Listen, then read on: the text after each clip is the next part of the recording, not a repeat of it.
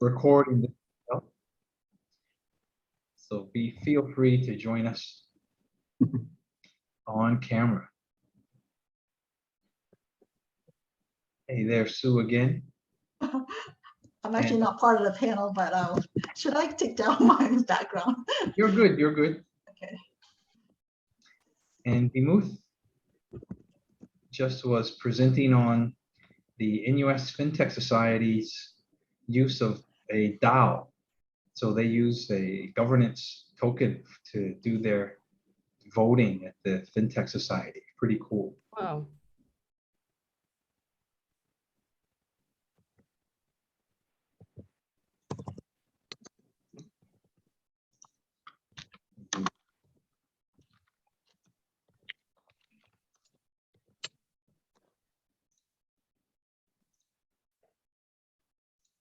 Let's see. Hi, Jun Xiong.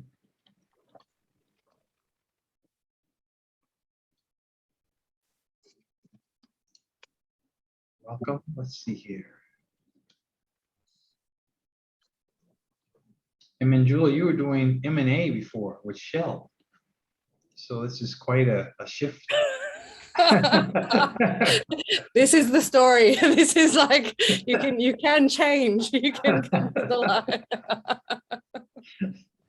Well, that's very I'm a good. testament to that. Yeah.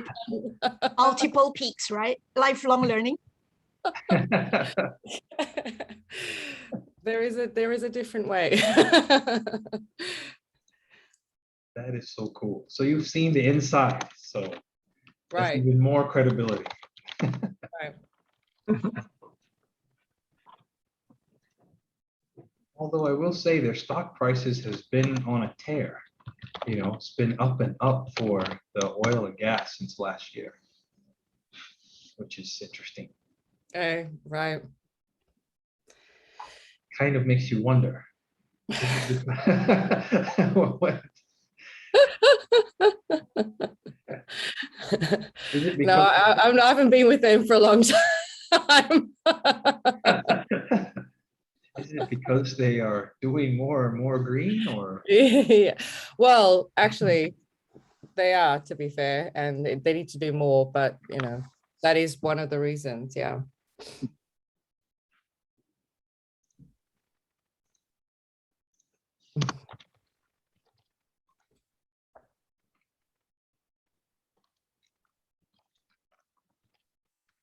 What time are we starting? No? We usually give people just one more minute, Dan and Dean, just one more minute. Oh no, I was just asking because I see whether I have time to go to the pantry, but I guess not.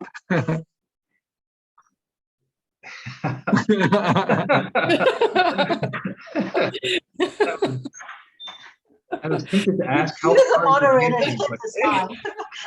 I think that's fine. He needs to go to the pantry. Yeah, Yeah, go ahead, Dean. It's fine. go ahead, Dean. Go ahead, Yeah. please. Get water or something. Get water. Yes, 'Cause yes. you probably have a lot of questions later.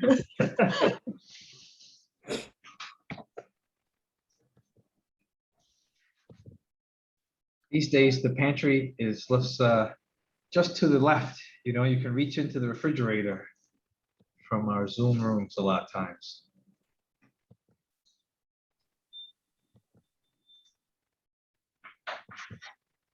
Welcome, everyone. You're welcome to turn on your cameras. We're going to be starting in just a few minutes here. And of course, since this is all about career and growth and mindset and ultimately networking, it may be even, it's a good opportunity to connect with some of the speakers today. So always good to say hello. And also we're going to start off with a picture anyway. Hello, Kenneth. I saw Kenneth was there. Thanks. Kenneth is one of our volunteers. Hi, Sophia. Thanks for joining us. Benjamin, thanks for coming in.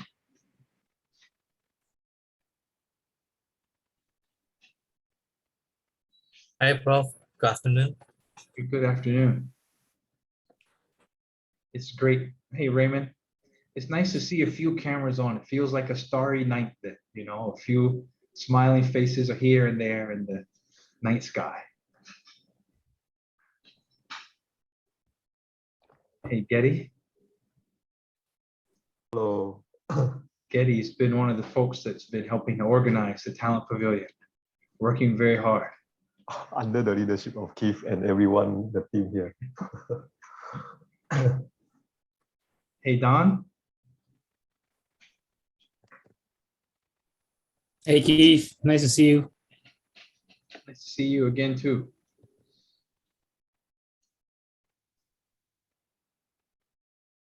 Yeah, it looks like Dean, the pantry wasn't too far away, so we'll get started. Okay, welcome everyone. Does the future belong to the young? This is the panel we're going to be going through today, and I'm joined with the esteemed speakers, Patrick Tay, and Patrick is our Assistant Secretary General at NTUC and Member of Parliament representing the Pioneer Estate, and he also looks at education. You may have recently read in the Straits Times a great review him and his team had done on employment for mid-careers. So we'll get to hear some of that today from Patrick. He's also a dear friend and we keep seeing each other on panels throughout the entire year. So it's always nice to see his bright smile here. Thanks for joining us, Patrick. We're also joined by Manjula, and she started her career in M&A over in Shell, Australia, which is pretty neat because she knows the inside to the companies that are trying to go green, but now she's also founded Worldwide Generation, which helps facilitate the future of sustainability.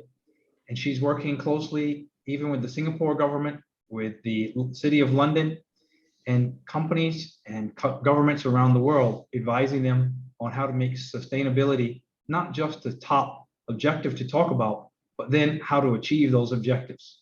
Thanks for joining us, Manjula. Pleasure. Nice to be here.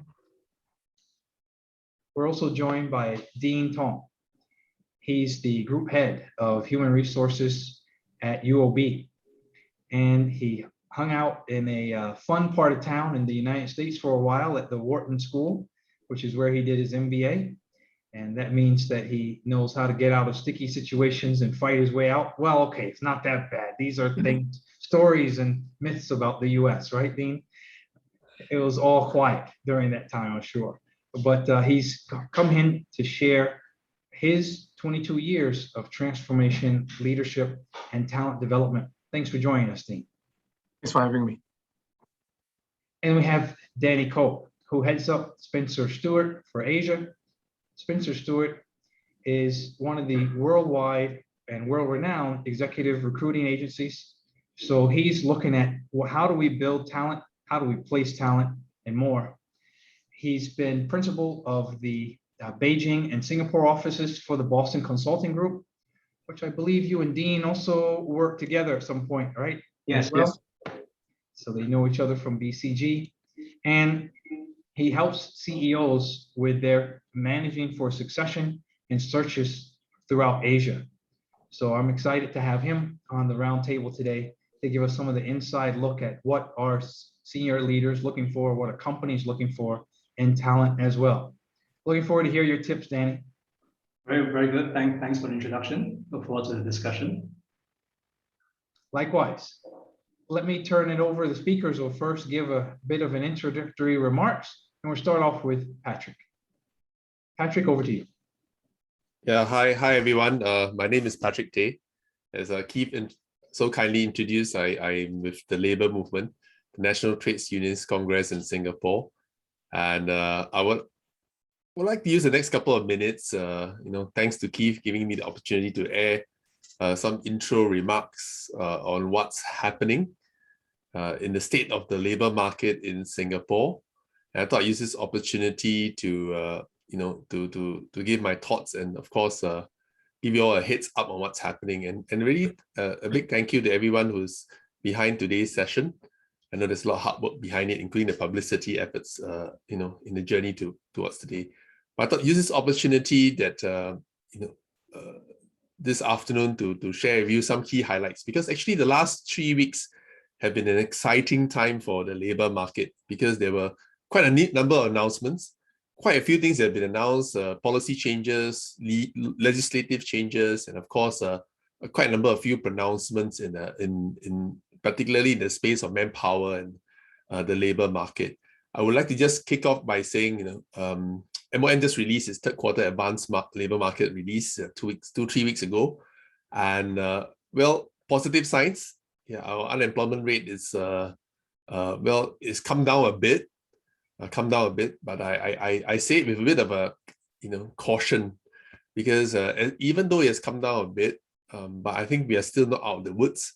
As you know, we are still in the midst of the various measures, in the midst of pandemic and the various measures to try to get the back to the next normal and endemic status. So therefore, we still see some of the more deeply impacted sectors still quite in the doldrums, unfortunately. Yes, aviation, aerospace, some glimmer of hope with some of the opening of travel lines and lanes, and that's what's happening. And more importantly, although there are those deeply impacted sectors, we are starting to see companies. There are more companies formed than there are that have went insolvent, as you have read in newspapers in the last couple of days. But more importantly is that there are still sectors that are doing fairly good. And I'm glad that I see that my various panelists and some of you who are in this space, definitely in the financial sector, it's doing much better than many other sectors. Very fortunate. I think in the modern services sector, i.e. Financial sector, insurance, infocom technology, as well as professional services, is doing very much better than expected. And I think I'm rather bullish about these few sectors. And therefore, today's, or should I say this week's Singapore FinTech Festival, as well as this Talent Pavilion, is so apt in that we're going to discuss shortly, probably, on skills, talents, and opportunities in this space, not just for new entrants, those who want to find out more about this sector, segue into this sector, or even do some career transition. So I think it's positive out there. So that's the first announcement. The second announcement is actually just last week on Tuesday, we passed the Retirement and Re-employment Act, which has raised both retirement ages and re-employment ages come next year in July 2022. It will be raised from 62 to 63, and of course from 67 to 68 for re-employment age.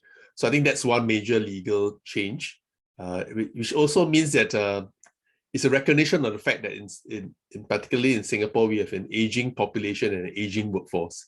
In fact, well, sadly or pessimistically, we are facing imminent burning of candles at both ends. One end with a longer life expectancy and an aging population. The other end with a very, very low fertility rate in Singapore. We are like 1.1, one of the lowest in the world. So that's something which all of us can in some way contribute.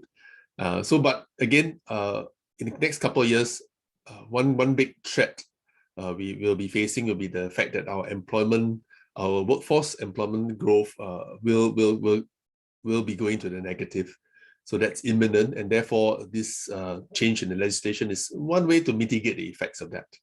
The third major thing, which is well, as part of the legislative changes and policy announcements, is that the workforce, you all know, is aging.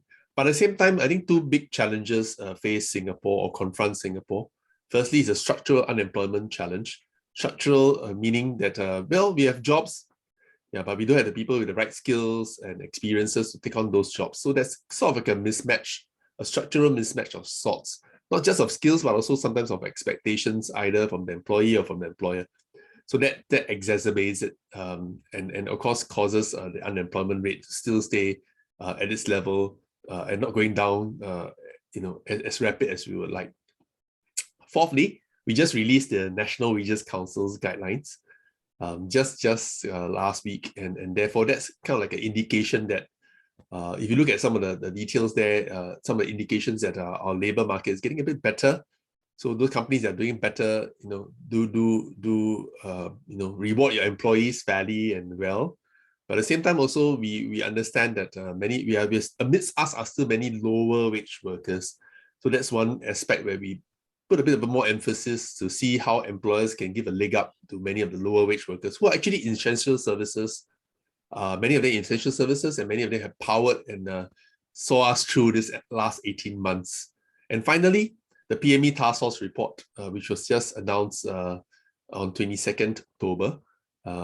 Keith alluded to that, I co-chair this PME Task Force, which is a joint task force between NTUC and the Singapore National Employers Federation.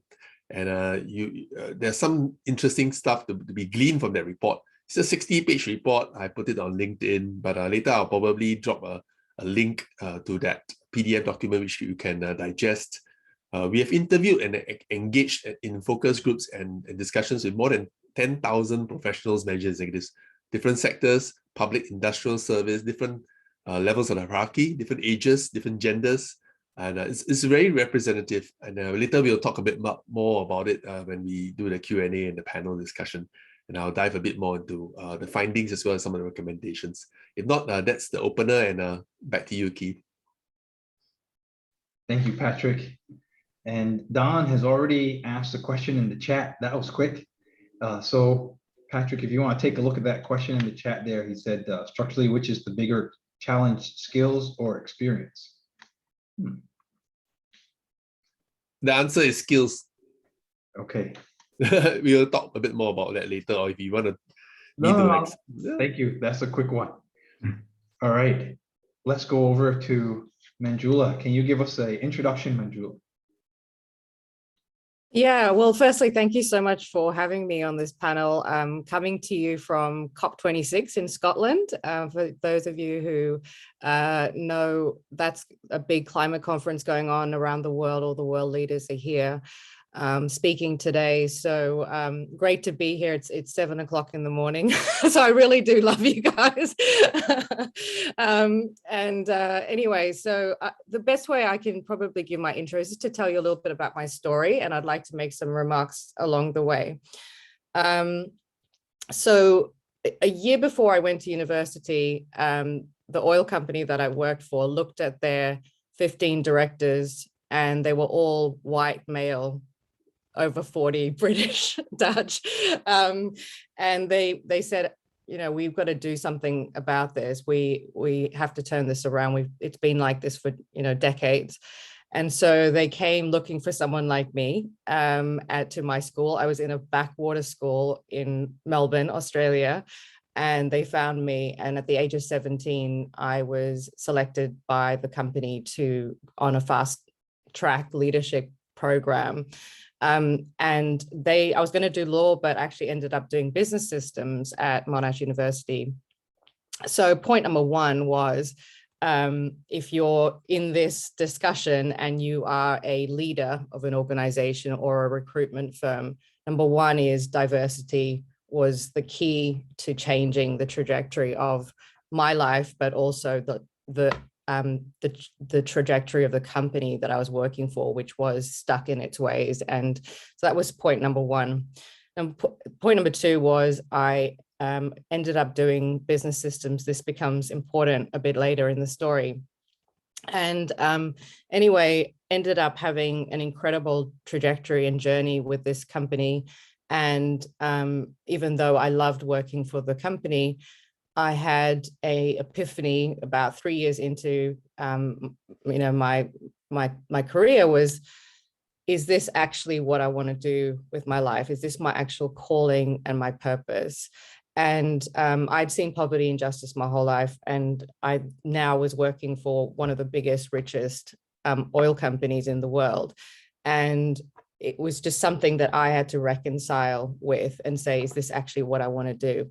And so point number two is always have a reference point for your life.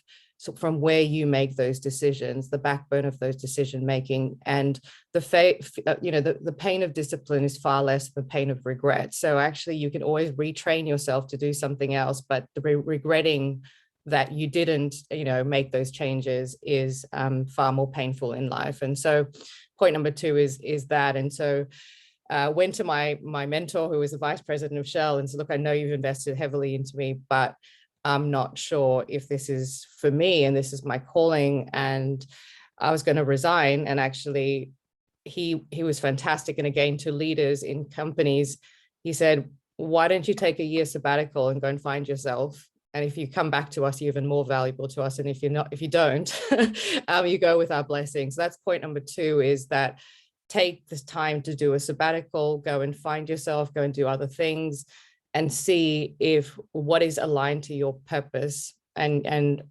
really ask yourself, why was I born? Why am I here on the earth? What am I meant to be doing with my life? What can I contribute? And anyway, kind of long story short, the year sabbatical turned into 17 years in practically the wilderness, trying to really have this grapple with, like, why have we got the levels of inequality, injustice? I could see 3 billion people living on $2.50 a day. I could see the greatest levels of inequality just rising and rising, where 1% of the 1% were actually controlling the wealth and opportunities. And then because of my background in the environmental space, I could see that we were running out of time, where climate was just increasing and increasing. What we were doing to the planet was, really going to leave nothing for the next generation. So I'm speaking to now you as the next generation, that my piece was like, what if I could just help preserve the planet and actually make it better for the next generation than when I found it. And so the 17 years ended up working in the nonprofit sector, working with governments, and then ended up advising into the United Nations around the SDGs, the Sustainable Development Goals. And there it was, we had to deliver the SDGs this decade. For those that know, does everyone know about the SDGs? They need to be delivered this decade. We are it. We are the 21st century generation that has to deliver it. We can't move them out another 15 years. Anyway, again, a very long story. I was basically saying to all the economists and the management consultants around the table, I said, what do we have to do to deliver this? And they said, we have to unlock something like 2.5 trillion of extra capital per year to deliver this. And I said, well, that's not going to happen unless the proper capital markets play a role and the private sector play a role. And the only way that they play a role is if there's some sort of return on investment. And so my first question is, has anyone proven the economic argument of sustainability? And actually, good question. No. And so that was where I started Worldwide Generation. I said, what if I could? I'd seen every broken system. So my fourth point is that systems thinking, for all of you that are thinking about changing careers or solving problems, whether they're through technology or otherwise, everything has to be solved systemically. You can't be solving problems just with band-aid fixes anymore. We have everything that we do look to systems and look to systems thinking. So basically create Worldwide Generation. And then I realized that there was 3 huge problems. No one could execute, no one could get access to trusted, comparable real-time data, and no one could measure impact. And that basically led to, what if the only thing I could think of was some sort of technology platform that could do this, and reinvented myself and became a technology entrepreneur and a fintech entrepreneur. And so my final piece is, if I can do it from no background in technology, I'm a woman of color. I had to reinvent myself many, many times, but purpose propelled me.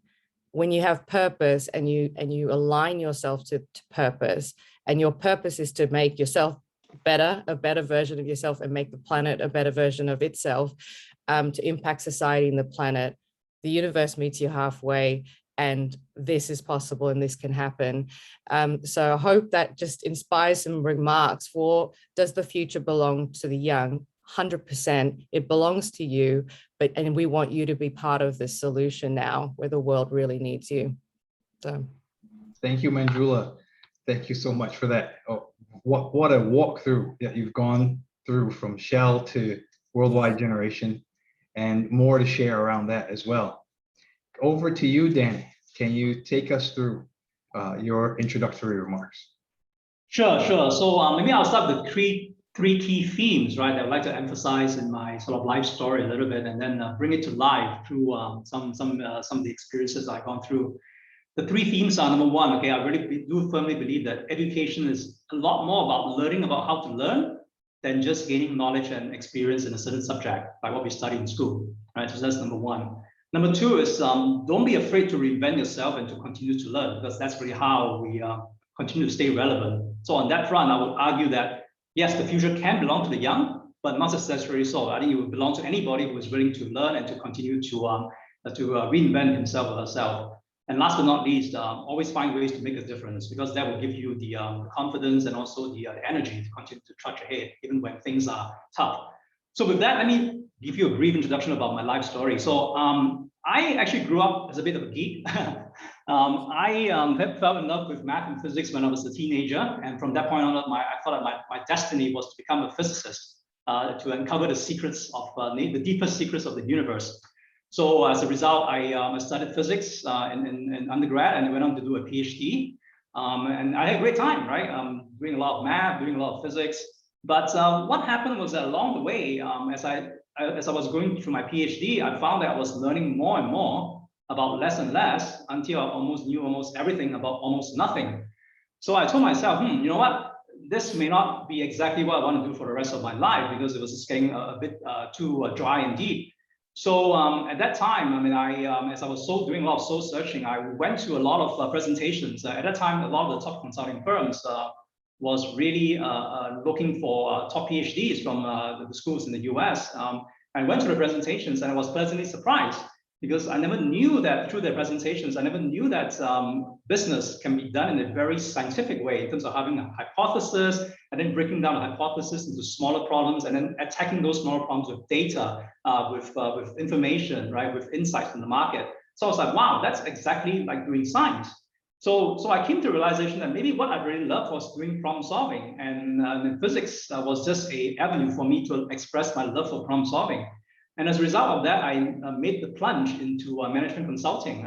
It was actually quite a daunting sort of plunge that I did, because all my life I thought I was going to be a physicist, but now overnight I have to develop much more sort of interpersonal skills.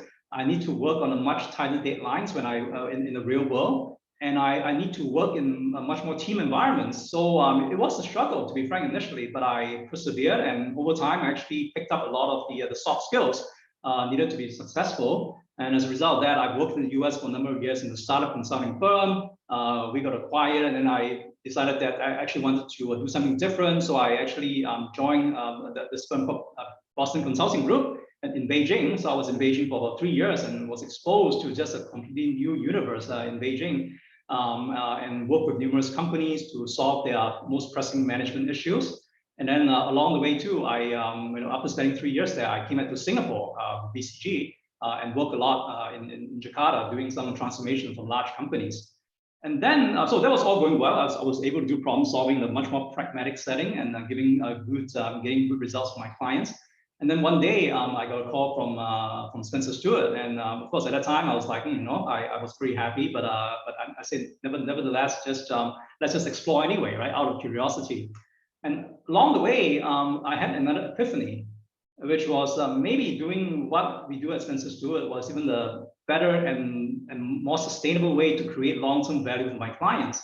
And here's why. I mean, because as I reflected on what I was doing as a management consultant, there are really three things that we do. One is to help solve the client problem, figuring out what the problem is and come up with some recommendations to solve it. And that'll be a nice deck that you produce. So I have to tell the client what's the problem and what are you going to do about it. But more and more, clients want more than that. Clients want us to actually implement the solution to ensure that whatever we recommend actually works in practice, and we are seeing the impact on the numbers. But beyond that too, clients actually want us to actually implement enable the teams at the client side so that they don't have to keep the consultants around forever. So as I reflecting upon that, I came to the realization that yes, the consultants can do everything in terms of doing the training, putting in the processes and systems, but unless we have the right leadership in place to keep rallying the troops, to keep refreshing the strategy, and to keep evolving the organization, a lot of the things that we do as a consultant will actually evaporate the time we leave. So that's when I thought that maybe coming to Spencer Stuart, doing a lot of the things that we do in terms of placing the top management at the right place at the right time to turn around an organization, to grow an organization, think of a new business model, will be extremely meaningful and a much better way to create long-term value. And so here I am. It's been 10 years now. But once again, I mean, as you can probably see, I've changed completely from a geek who was basically facing a computer every day, right? Writing code on supercomputers to crunch data from NASA satellites, to what I'm doing right now, essentially, meeting people all the time and understanding their business issues and figuring out how to find the best talent and find the best way to transform the organization to create results. But the constant is really that is this the ability to continue to learn and to reinvent ourselves. Because you may argue that I'm not using anything that I learned by doing a PhD in astrophysics. I don't study date stars anymore. I don't program computers anymore.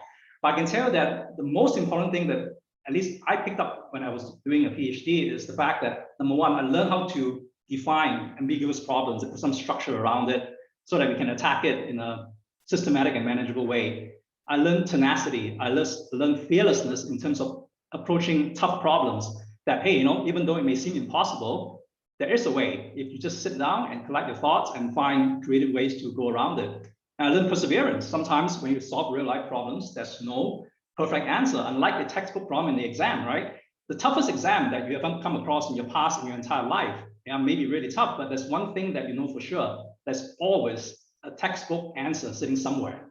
Whereas in the real life problem, there may not be a perfect solution. So do you look for a 50% solution that's more implementable, that's more pragmatic, or do you keep on going for your perfect solution, which may not work? So making that trade-off is also a very important skill that I picked up when I was doing my PhD. So a lot of these life lessons actually are extremely just common threads that have actually allowed me to continue to transform and reinvent myself along the way. And really hope that sort of we all look at education as really gaining those core skills, those core mindset changes, and those core competencies that allow us to continue to transform ourselves. Because that, if you can do that, then yes, I think the future belongs to all of us. Thank you so much, Danny. And really, tenacity, fearless, perseverance, your 3 keywords. But I also liked how you said you were learning more and more about less and less. That's an interesting conundrum that you were facing there. Regardless of being so specific and an expert. Well, let's go to, and Don has a question for you, Danny. Yeah. What skill is in most demand that can't be easily and quickly supplied? Interesting. Well, I mean, if you look at a lot of my clients, right, they're looking for people who really has that, in the organization. Yes, you need to be sharp, right? You need to understand the business problems, but collaboration influencing is becoming increasingly important, because one thing that we know is that the world is becoming so complex, right? Technology is changing the world at such a fast pace.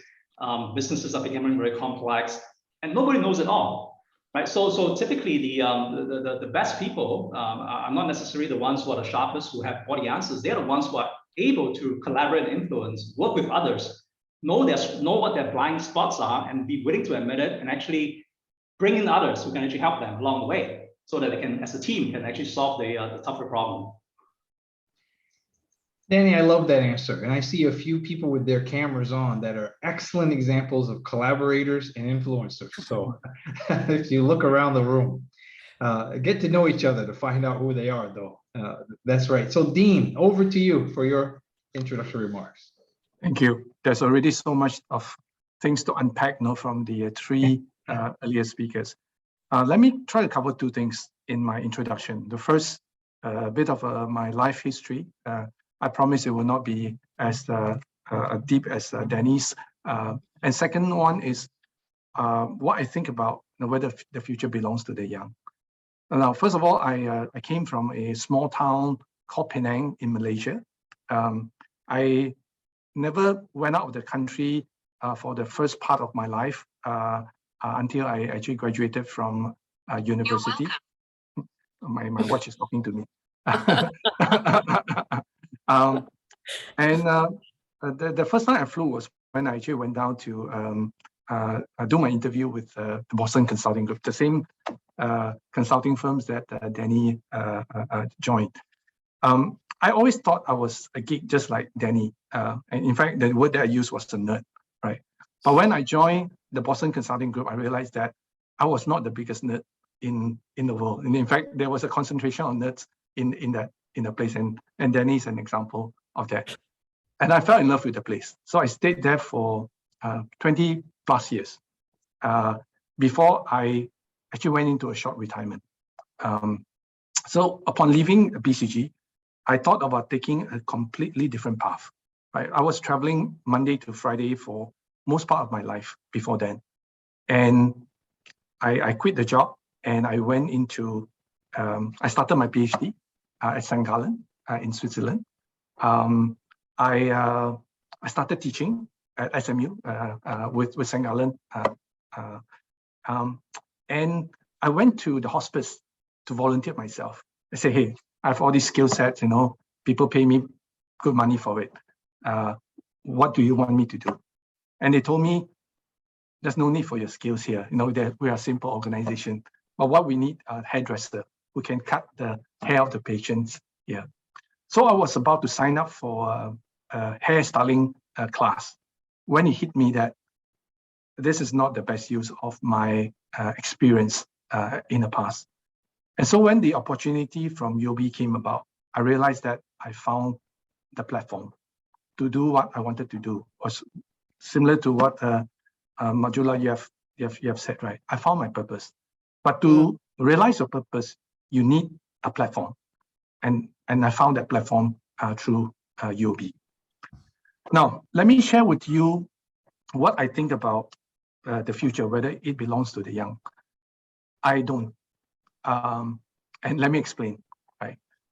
First, if you look at what Patrick has said about the aging population, today in Singapore, and you look across the region, roughly about 14-15% of the population about 65 years and above.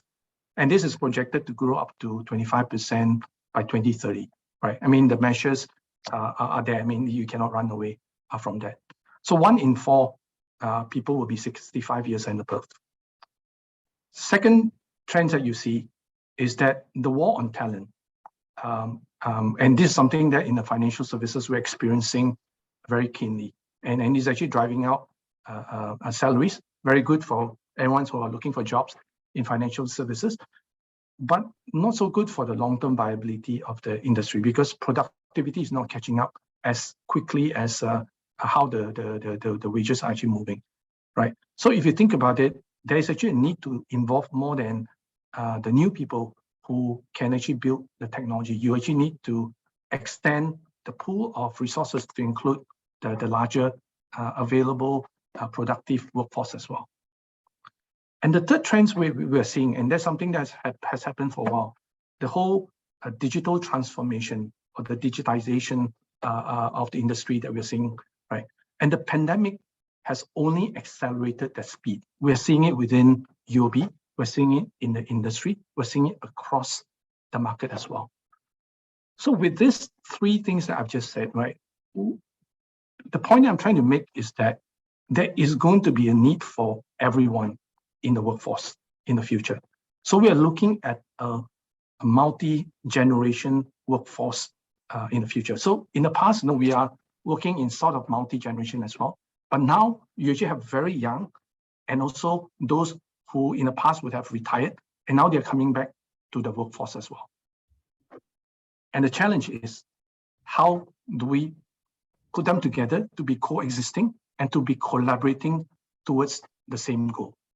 And that's the key challenge that we have to unlock as an organization, as a country, to really allow us to get the best of this. And that's my opening. Back to you, Keith.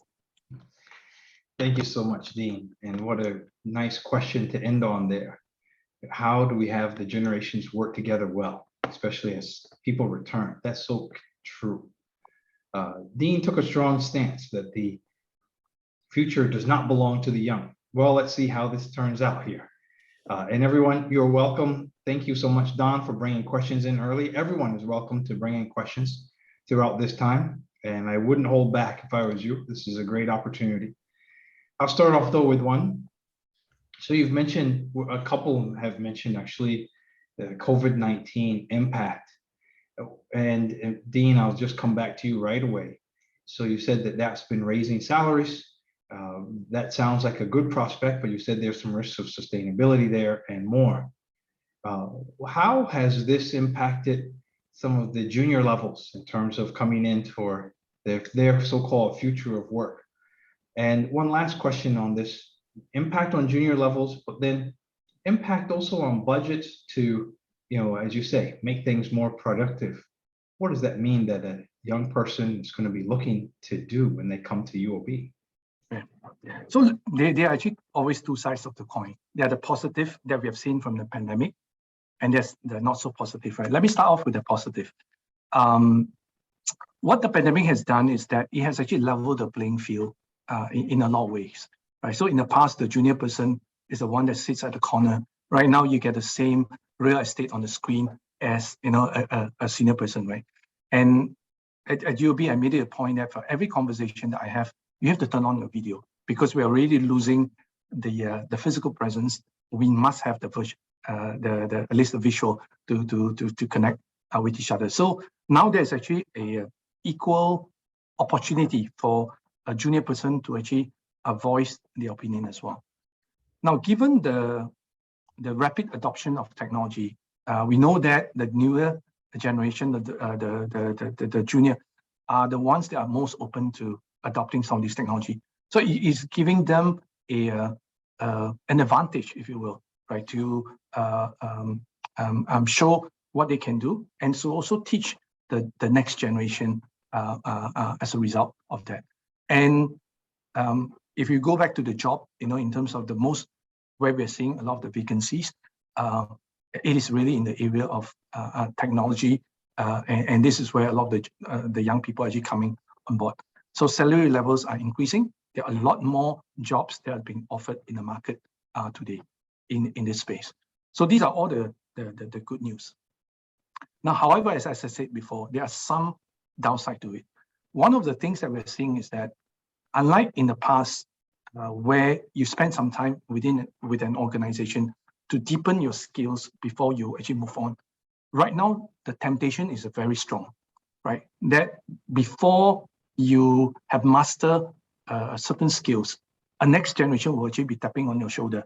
And people like Danny, for example, is facilitating this process. We are using Danny as well as part of the facilitation. So I'm also guilty of that, right? That people are actually moving around a lot quicker than before. Now, moving around itself is not a problem, but if you're moving around before you have actually garnered enough learning in an organization, very soon you're going to end up with a collection of experience, but no depth in any place. And that could be a very dangerous areas in the future. Now, one of the questions that was earlier asked was that what will be a very important skill set for the future? Now, I can tell you today, even in the areas of technology we're seeing, right, between the people who are doing and the people who are managing, the difference is the soft skills, right? So you can get technology people, you can produce many of them, but the differentiation for you to grow your career and to be more relevant in the future is to really grow the soft skills. And what soft skills am I talking about here? You start off with problem solving, what Danny mentioned earlier, right? One of the skill sets that we picked up from BCG is problem solving, right? A structured way of problem solving, confidence that every problem has a solution. You go in, you break it down into parts, and you tackle it one by one. This is something that can be picked up. But a lot of people sort of shy away from it because they either have no confidence or they have no training to doing some of those. Second skill set will be part of the interpersonal, if you will, storytelling.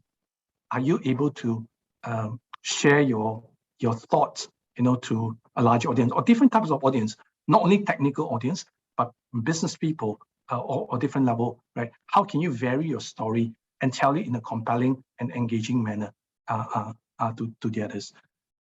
And if you talk about collaboration, also one of the key requirements, and that means the ability to empathize, to actually listen and relate to others.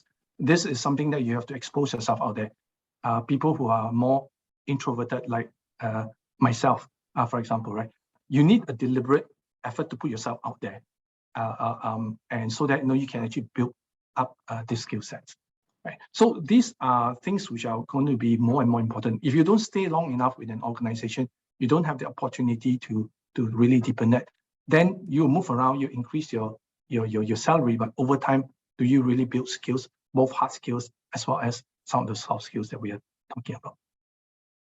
Back to you, Keith. Thank you, Dean. Patrick, can I ask you to come in on what Dean was just talking about in terms of these skills and the situation? And then Danny, before you come off mute, so I'll come right over to you. Sure. Yeah, thanks, Keith, and thanks, Dean, for your sharing. I can't agree more with some of the points that have been raised by the few of them. I just want to chime in as well. I think well, some people call it soft skills, some people call it life skills, but these are very, very important. In fact, the World Economic Forum has already fleshed out, well, a couple of years ago, some of the key skills that we need to navigate the future, even without COVID-19. I think these continue to be very, very important. In fact, we have done quite a number of surveys with professional managers, executives, including head honchos and different segments and different sectors and different levels of hierarchy. And I just want to corroborate on some of the points that have been raised. I think three key, very important life skills have been just shared. I think they are communication, collaboration. These two are definitely very, very important. And of course, increasingly, even in the fintech space, complex problem solving, not just problem solving, but complex problem solving. So I think these three are very important. Of course, the WEF gave one more C, is called the creative thinking. But otherwise, I would say communicate, particularly in the Asian context, communication is very, very important. Particularly now that we don't have face-to-face meetings with virtual kind of like meetings, communication is ever more important. How you convince your clients, internal, external stakeholders and clients and customers, very, very important. I think communication, I can't emphasize more. Collaboration, not just within the company, it's cross departments. Well, we need to get out the silo effect. I think that's one thing I noticed in this COVID-19 pandemic has brought people in different sectors and industries together. They realize they cannot hunt and kill alone. They need to do it, hunt as a pack. And I do see more collaboration within sectors, industries, because of the various challenges. They have to work together to leverage on each other's strength and reap the economies of scale. So I think, I just want to weigh in on the fact that these three C's are very, very important: communication, complex problem solving, and collaboration.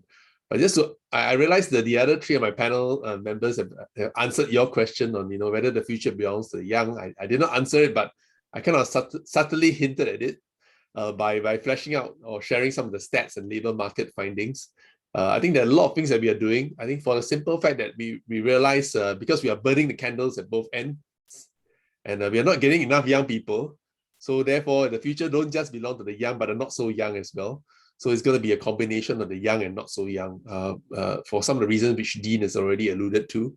I think it's very, very important that we maximize every single human capital that we can find. And of course, not just human capital, the skills, the innate skills and the newly picked up skills. So this is very important. As I shared earlier, I think one of the biggest challenges, well, at least for Singapore, but I wouldn't just say for Singapore, because I've interacted with many of our counterparts in the labor movements in Australia, in the UK, in Europe, in Scandinavian countries, including America. I think they all recognize, and there's a unanimous recognition that we need to really build up skills and training. Yeah, and really, because for the simple fact that the half-life of skills is shortening so rapidly. And to use a physics example, yeah, the half-life of skills shortening, and really there's really a need for everyone to stay on that, to embrace learning, not just the mainstream academic learning, but really the continuous education and training. So increasingly we are trying to move away from what we call institutes of higher learning to institute of continuing education and training, because I think whether it's universities or polytechnics or even training providers or even training or education in the online space, I think it's going to be an important journey for each and every one of us, whether you are young or not so young. Thank you, Patrick. I like that. The point of young and not so young, and certainly this work ahead. We're going to address that in just a bit too. Danny, go ahead. No, I think a lot of the points that, I was waiting, I thought you had a question for me, but I think I totally resonate with a lot of points that both Dean and Patrick just mentioned. Okay. Great. I wanted to come over to Manjula for a bit here. What do you think? You talked about how your career shifted and that you were able to make moves, and then now you're working cross-culturally, across the world on initiatives. We've also heard that problem solving, storytelling, communication, collaboration, so forth. Do you feel like this is the right list? And what have you found in your experience has brought you to success, Manjula? Yeah, I've been thinking about Dean's comment a bit. Actually, one of the things I think we should do is define what does young mean. I really believe, and actually it's testament to Danny's story, Dean's story. Patrick, I don't know your story, and you probably are, you're probably like 70 or something, but you look amazing. But one of the key themes was that we kept reinventing ourselves, actually. And actually what I think where we are in the world today, it's being young at heart. It's being willing, as Danny said, to reinvent yourself, to learn, to continuously learn and say, how can my life's purpose and how can I contribute to the world that I live in, to society and the planet? So, my story has definitely been one of collaboration, creativity, to Patrick's point, complex problem solving. And you don't have to do it by yourself. A lot of you who are thinking about being a founder or starting your own business, you don't have to have all the answers to start. And actually, the more you don't have the answer and the bigger problem you're trying to solve, the more rewarding and the more profitable, and I mean that by social, economic, and environmentally profitable, it can be for you and your organization. And creativity is a huge part in this, is that we, look at us, our own body is one of the greatest systems ever created, right? And actually, if we look to ourselves as that great system, well, creativity is how we actually invent and innovate and create new systems and new problem solving. And when I say creativity, look to nature as well. Nature has so much in it that we can use to problem solve for the future. And the final point I wanted to make is we can't solve the future with backward thinking or looking backwards. We have to look at it. We have to bring the future into the now and say, okay, what are the complex problems we have to solve for now? And being in the work that I am, we have the greatest problems to solve of this generation. We have to solve poverty. We have to solve inequality, injustice, housing, water, education, health and well-being. We have to solve renewable energy. We have to solve all these huge problems. And the final point I want to make is that remember I said, like, I was asking the economist, have you proven the economic argument of sustainability? Well, the data that I found that started a worldwide generation was that companies that were aligned to sustainability, whether they knew it or not, were outperforming on the stock market by 11%. Just by greening up and making their supply chains more efficient, they were doing 14 times more revenue. The millennials and the Gen Z were going to select brands and leaders that could prove their impact on society and the planet. And they were inheriting one of the largest sums of capital of any generation in human history that would unlock something like 12 trillion global growth per annum, never seen of any generation before. And so, I want to urge you, when you're thinking about your purpose, when you're thinking about reinventing yourself, when you're thinking about problem solving, when you're thinking about creativity, well, this is look to these huge problems that the world's facing with right now, but look at it from the ability that actually the greatest problems that you're going to solve is going to attract the greatest market share, because they're so complex and so huge. And look at the world around you and bring that collaboration together. Governments need to work with business needs to work with governments, business needs to work with civil society. Citizens, you have the greatest power right now. It's your voting, your vote and your choice is your voice. And so this is the greatest movement in history. We absolutely can reinvent ourselves. And I'm looking at like people like Dr. Lillian on here and others, Anthony Hayward, I can just see your cameras on, but you are the young as well, right? If you can be young at heart and you can reinvent yourselves. We have some people in my company that are 70 years old and they were about to retire. And I was like, no, you need to come and I would like to respond to that if I may. Yeah, sure. And Danny, if you want a job, we need some more physicists to solve these great challenges. Yeah, if I may, I did want to make a positive point about age, which I think is just a number, and come back to Dean Tong's point about soft skills.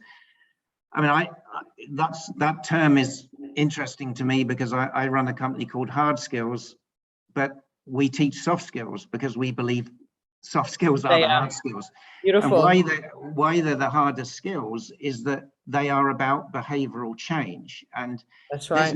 There's no magic bullet to behavioral change. Most people do not find critical thinking, collaboration, creativity, inclusion, self-awareness, curiosity that naturally, it doesn't come naturally to a lot of people. And to train those people, it can be done, but it needs a science-based approach where you get into the cognition, but of the individual learner. But just a quick point, we do this across 40 countries for a number of companies, but the interesting thing is the data shows through our programs that the people with 15 plus years experience, which is a key issue here in Singapore, are actually some of the most committed yet learners. This is an absolute myth. It's an absolute myth that more senior people can't. A lot of managers who are looking for jobs at the moment, they can be trained, and we have the data to prove that. So I always like to join things where I see that was the subject of discussion. So apologies for being late into the conversation. Yeah, thank you for that encouragement there. There is a question from the floor and a logistics item as well. So before, Candice, we come to your question, I've just been informed that the panel can be extended until 4:20, but I would like to check with the panelists. Are you able to wait and be with us until 4:20? Manjula? Yes, I love you so much. I've got to run across the road to Cobb. Okay, thank you so much. Sure. Danny? Yes, not a problem. No, Dean? I will change my plans. Thank you. And Patrick? 4:15, I have a next meeting, so 4:15. Okay, we will call this panel at 4:15. I appreciate everyone. And there's a question from Candice here. She said, it's heartwarming to hear that mature workers still have a future, but many hiring managers are only looking to hire young staff, especially in IT tech sector. Wow. Okay. So from experience, who would like to address this question? I think Patrick can share with you some of the programs that the government has put in place in order to encourage companies to actually take in mid-career, as well as even some of the more senior employees. yeah. Thanks, Dean, for the introduction. But seriously, I think that there are two groups, two segments, because each time we talk about tech talents, I think there are two groups. I mean, one that are really, very deep tech talents. That's one segment. The other segment are people who are aware, highly aware and have a working knowledge of what are the deep IT skills or IT frameworks or programming languages, but more importantly, have relevant domain knowledge. Because in whatever space you operate, particularly the fintech space, if you are selling a product, for example, to an oil and gas company, you would want someone who has the domain expertise in the oil and gas space to be able to sell your product and connect with the buyer of your product or your services.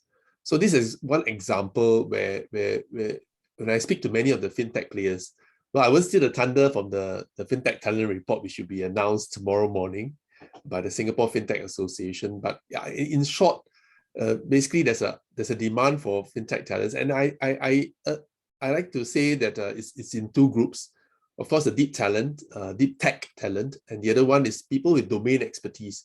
So many of them may not be those that are very, very young. They may be those who are in a mid-career or who have in sectors where they may have been disrupted for a variety of reasons, and looking at opportunities to segue into something in the adjacent sector or even a completely new sector. So I think many of us, including those on this panel, have encountered and have interfaced with many of them and have conversations with them as well. I think they bring in them a lot of skills, a lot of domain expertise in the particular sector which they have been in for the last 10, 15, maybe even 20 years.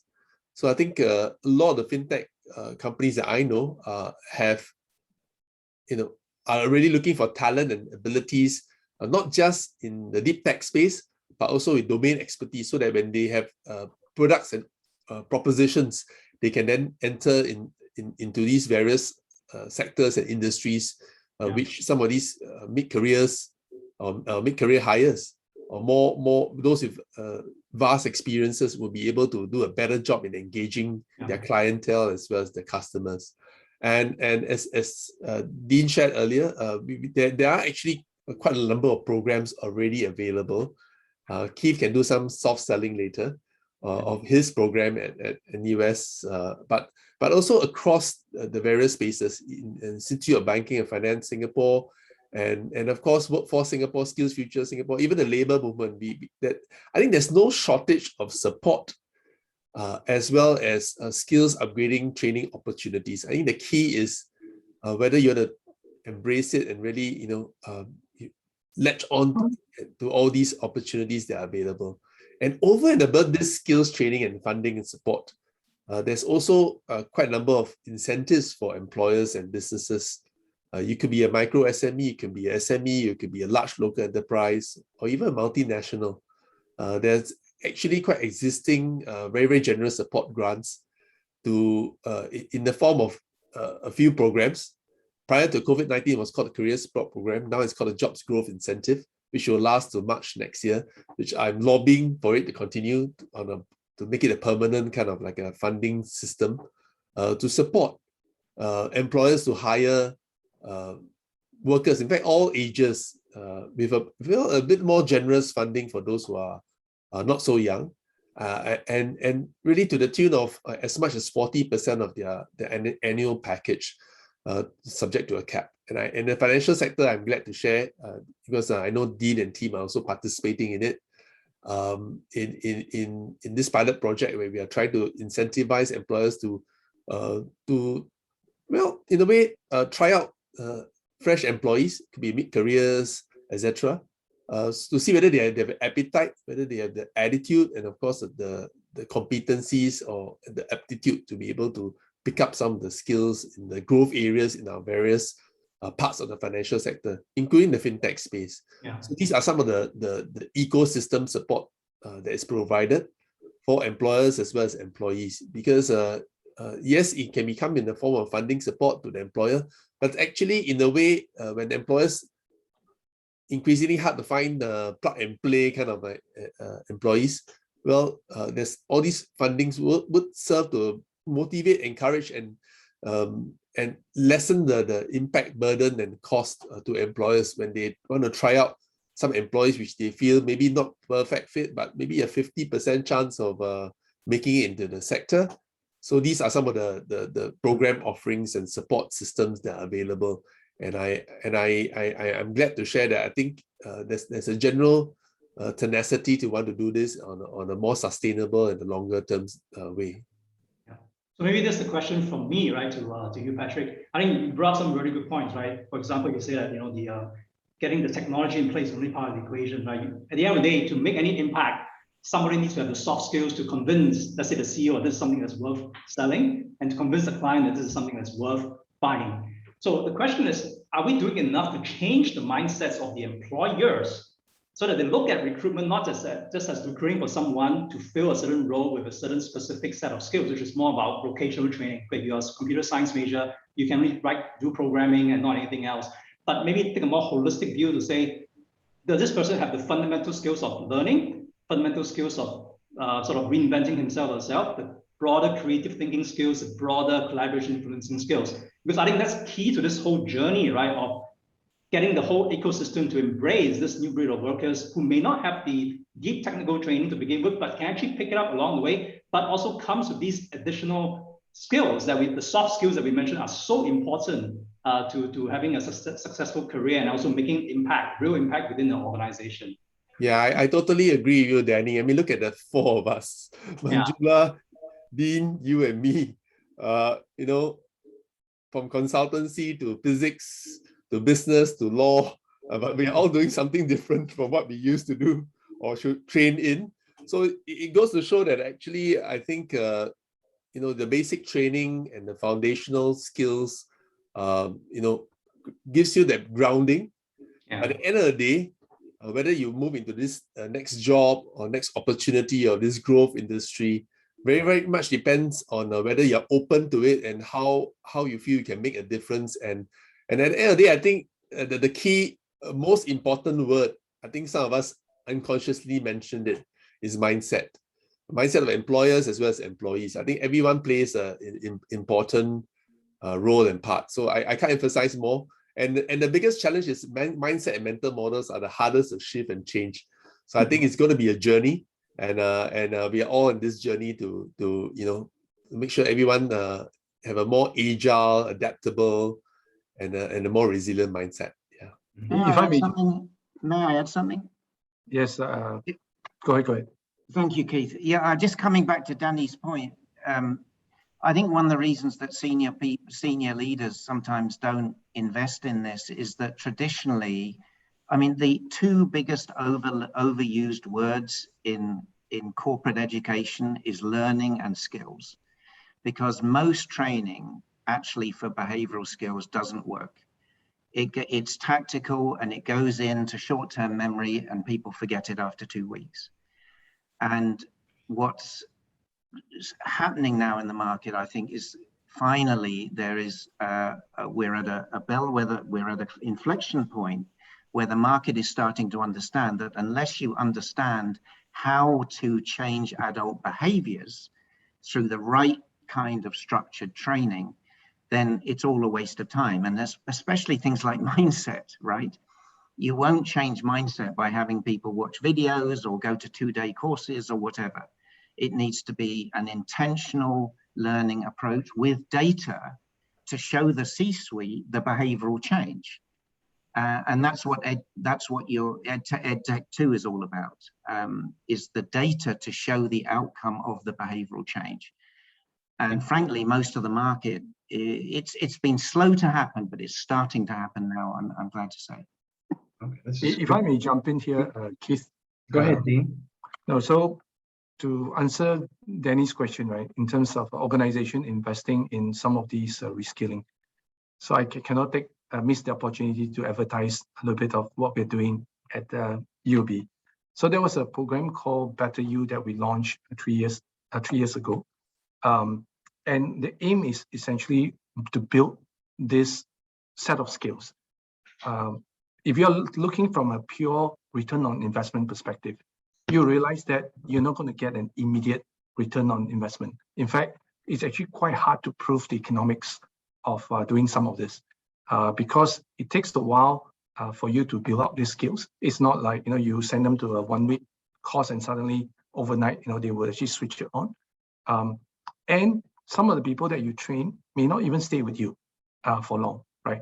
But it is a belief from a management perspective that, you know, this is the right thing to do. And if you don't do it, for most part of the organization, the people who stay with you will be much worse off, right? And this Better You program that we offered focus on 5 areas, starting with growth mindset, just changing the way you think about learning, right? Second is digital awareness, letting them understand what is actually happening around them. Then we talk about complex problem solving. That's the third area. that we actually put in here. Human-centered design, because for you to beat the technology, you need to be more human. So it's really how do you use the humanity as a competitive advantage. And last but not least, it's actually on data storytelling and analytics, right? So again, these are actually from our perspective, softer in nature, don't have immediate return, but it sets the foundation, if you will. It fertilizes the ground for when you see a better clarity in terms of how a job will change. This is where you invest in the hard skills training, right? So what we have been doing is that for all employees, we're laying that foundation. Anyway, I couldn't miss the opportunity to do some advertisement. Thank you, Dean. And man, I'd love to see the details, or like if you have any website or anything on that as well, Dean. Thank you. Manjula, you wanted to add something in? Yeah, I just wanted to say, I mean, I'm obviously a CEO of a fintech company, and we've had to recruit from the ground up, from me to where we are now all over the world. And I had to make a really conscious decision around diversity, equity, inclusion, even though I am a CEO of women, female woman of color, not from a technology background. And so number one was being conscious about it. And that diversity and equity and inclusion involved across every single department, even though we're a technology company. I actually say to my company, to everyone in my company, we're not a technology company. Actually, we're a well-being company. We help, nations, organizations, citizens reach peak performance and sustainability. And that takes a diverse mindset and a diverse workforce to think through how do we bring people to wellness. And so we have, this intergenerational policy. What I realized, a lot of the millennials and Gen Z that were coming into our organization, or that we found were super, talented, very passionate about the topic. I felt like they didn't necessarily have the same, convictions that I had, where we had to kind of go up the ranks. Like we had to do our dues to get from one level to the next level to the next level. Like a lot of millennials are getting fast tracked quite significantly in companies these days. And so we had to actually bring in the 60s, 70, 50-year-olds to come and help be that guide and mentor of how these graduates had to get to their next levels. I think a lot of them were like, hey, I should be the CEO, or I should be in C-suite like today. And it's like, well, actually, you've got to learn these different skill sets, right? You've got to learn these different experiences. Even though you're super bright and could potentially run the company, you still have to go through these life lessons. And so we actually created mentorship programs within the organization to help those that were is potentially going out into retirement to come back in and help those that are coming into the workforce. And so, that just wanted to share that I think having a really diverse workforce really helps with also changing some of those cognitive biases and those,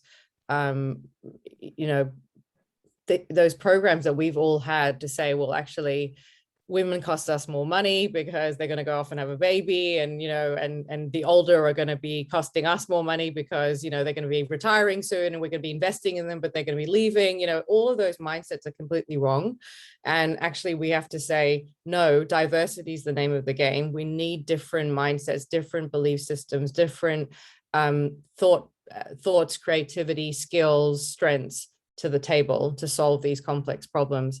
And that's why the young has to be a continuum, across all generations to be able to solve these issues, particularly in fintech, actually, particularly in technology companies. Young at heart, flexible to learn and work together. Let me ask for concluding remarks. This has been an amazing discussion. We're almost at time here. So can I get 30 seconds from each of the speakers here? I'd like to start off first with Patrick, if you could give us some concluding remarks here. Yeah, hi. Thanks, Keith. I can emphasize more. Earlier on, we talked about mindsets. I think that's very, very important. And well, for some of you here who will be tuning into this, well, the future of fintech is bright. Yeah, for sure. And of course, the other conclusion for me is, the future is not just to the young, but the not so young. But whether you are young or not so young, very, very, very important. I think I can emphasize more to stay really relevant and resilient, really the new skills relevant to the new jobs, at the same time resilient to the many, many changes that are being hurled at us. Thanks. Thank you. Manjula? Yeah, I just want to say something to Singapore. I think I've been watching Singapore, and you are making some incredible moves globally that will position you, I think, in the jewel of the crown of Asia. You have an incredible opportunity to lead, and your values will drive you forward. Your value are built on a nation of incredible values. And I just want to encourage everyone who's listening to this panel to go for it. Look at the green fintech ambitions that your nations has put their sort of, their goals behind, and really find your place in that ecosystem. If you're the XY and the baby boomers, you want to leave a planet for the next generation that you're proud of. If you're Gen Z millennial, you want to be part of a planet that's going to just continually to have a legacy for you and for others that are coming behind you. So I just want to encourage Singapore, particularly, go for it. Fintech, green fintech, especially, like I'm here, I'm going to help you. We're going to all join forces to solve some of the world's greatest ills. And so I just want you to, go for it. Be young in that, be young in that movement. Thank you so much. Dean? If I were to leave you with a message, it will be that the future is actually one that we have to share, the multi-generation workforce. And in order to make that work, I think there are, in my mind, two common denominators. One, as we have talked about so far, is finding the purpose that unites the different generations together, and making that purpose a personal one for every individual within the organization. The second one, no matter what age we are, we all want to feel to be valued. I told a personal story recently about my dad, who was a car salesman, and at one stage he was a top salesman. And he won a trip to Tokyo Disneyland, and it was a big deal because at that point in time, the furthest he has been to was Singapore, and we are in Malaysia. But as he grew older, his productivity started to decline to a point where he was sidelined and finally let go. But it was not the letting go part that actually killed him inside. It was being sidelined, feeling unwanted, feeling unimportant. So to make this work for our multi-generation, we have to make sure that everyone needs to feel that they are being valued. That's a very good point, valued. And Danny, come to the last point. I will be short and crisp. I'll come back to my three main points. Number one, learn how to learn and don't stop learning. Number two, be fearless, be tenacious, and be purposeful. And last but not least, don't be afraid to reinvent yourself. Because if we do this, then I think the future belongs to all of us, and age is just a number. Thank you so much, everyone. Can I just ask for all the audience, if you'd like to turn your pictures on, we'll very quickly take a camera shot here in 5, 4, 3. This is how long it takes for me to fix my hair, so that's why it's very quick. 2, 1. All right, here's our picture here. Thank you so much. And just to wrap up here, really great comments from the speakers this afternoon. Creative thinking, communications, collaboration, problem solving, some of the key words. We kept on hearing tenacity over and over again. I love the foundation of feeling valued. So true. And that's what a lot of advisory board memberships and more type of consulting type roles, just because your productivity and day-to-day is going down, doesn't mean the thinking has changed at all. Many times I can tell you, I want to outplay my boys in basketball, But I tell nowadays my body is like, what are you doing? Slow down, just stand on the side and root them on or something. And so we've got to be able to recognize that multi-generational connection. We concluded today that the future doesn't belong to the young in age, it belongs to the young at heart. And so we're going to go across all generations and do that. This was great. Thank you so much, speakers. Well done. Let's give them a round of applause for hanging in there as well. And by all means, also, I got permission ahead of time that the speakers were okay with sharing their LinkedIn addresses. So I'm just going to post that here. If you wanted to reach out and have additional questions for the speakers or what have you, by all means, they're available for that, but just be respectful of their time. And also, I would be remiss, we do have, without mentioning the schedule ahead. And so we have here for, this is day one of the Talent Pavilion Singapore FinTech Festival and Switch. And so right now going on is FinTech Essentials, as well as we have some mid-career folks sharing their NUS FinTech SG projects over in room 9. So to continue and even see what some people are doing to transform themselves, hop over into room 9 or take a look at FinTech Essentials. What do you need to get into this sector? In room 8. And then we've got by the FinTech Association, which was FinTech Academy, sorry, which Dr. Lillian Cole announced in the chat, FinTech in the New Normal. They'll be up at 5 o'clock for you to carry through some of that as well. And finally, as Patrick mentioned, as part of all this, we do have a program here called the NUS FinTech SG program. We have an information session coming up November 12th at 3 p.m.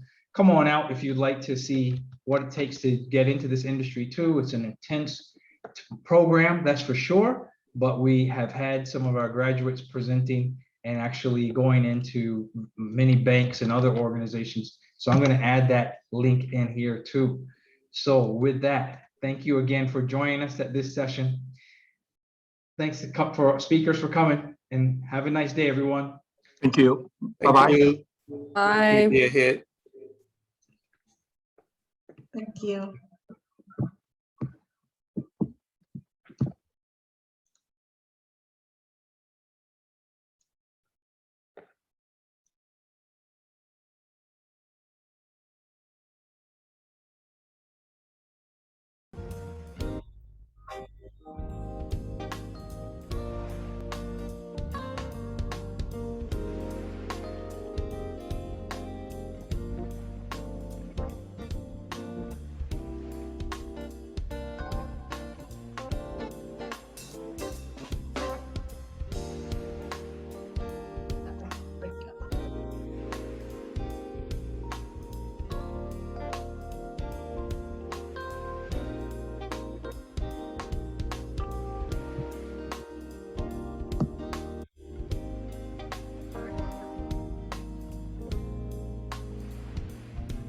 There are other, for those who are wondering where to go, there are other sessions that are going on. If you click on the breakout rooms, and you'll be able to select the session.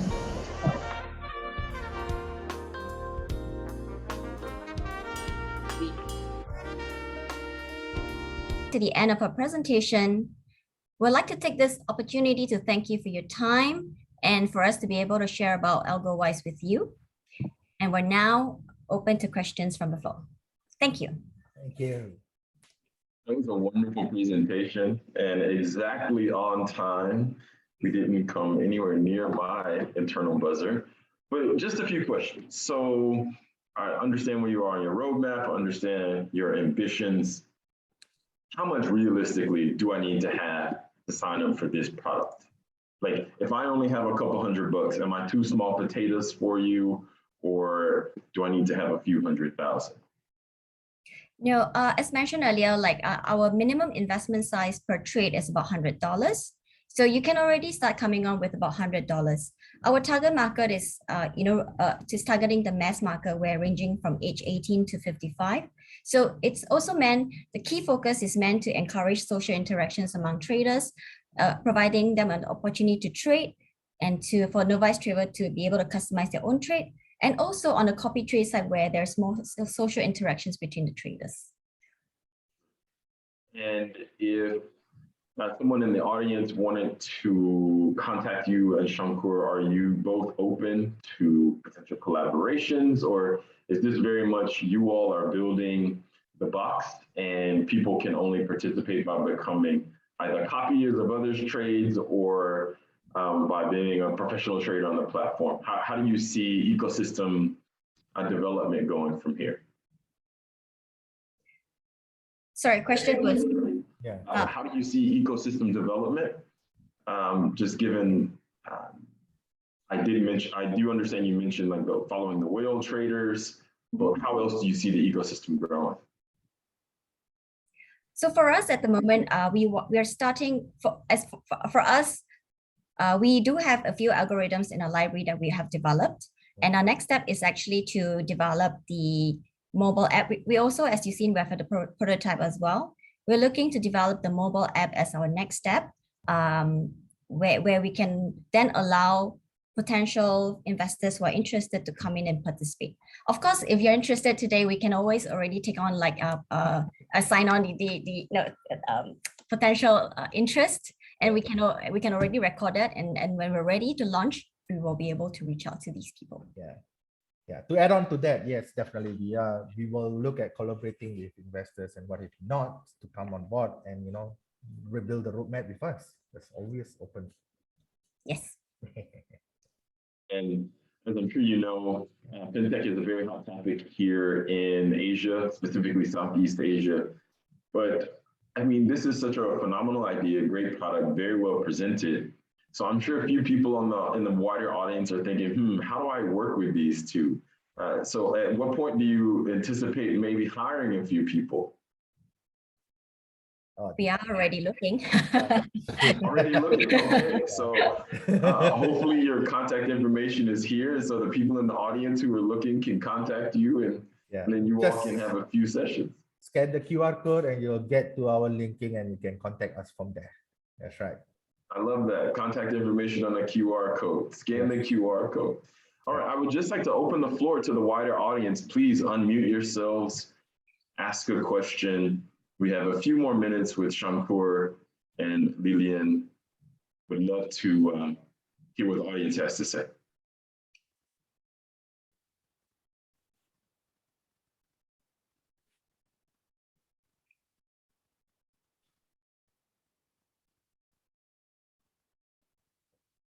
Any comments or feedback from anyone in the audience before we move on?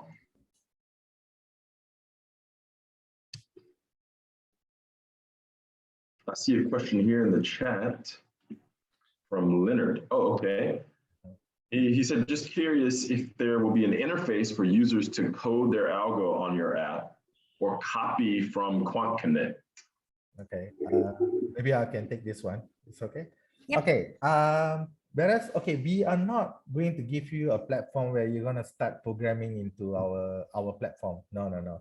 This is gonna be an easy, user-friendly interface where you're gonna come in and select the existing indicators and key in the condition that you want your indicators to work on. Because the Quant Connect portion is the starting phase that we started with NUS when we did the project. So that's where Lilian was showcasing how well our algo is doing. So the coding part, don't worry about that. Our platform, mobile platform, is here to ease the problem. So it's more like a no code for everyone else out there who's going to embark on AlgoWise. So I hope that answers your question.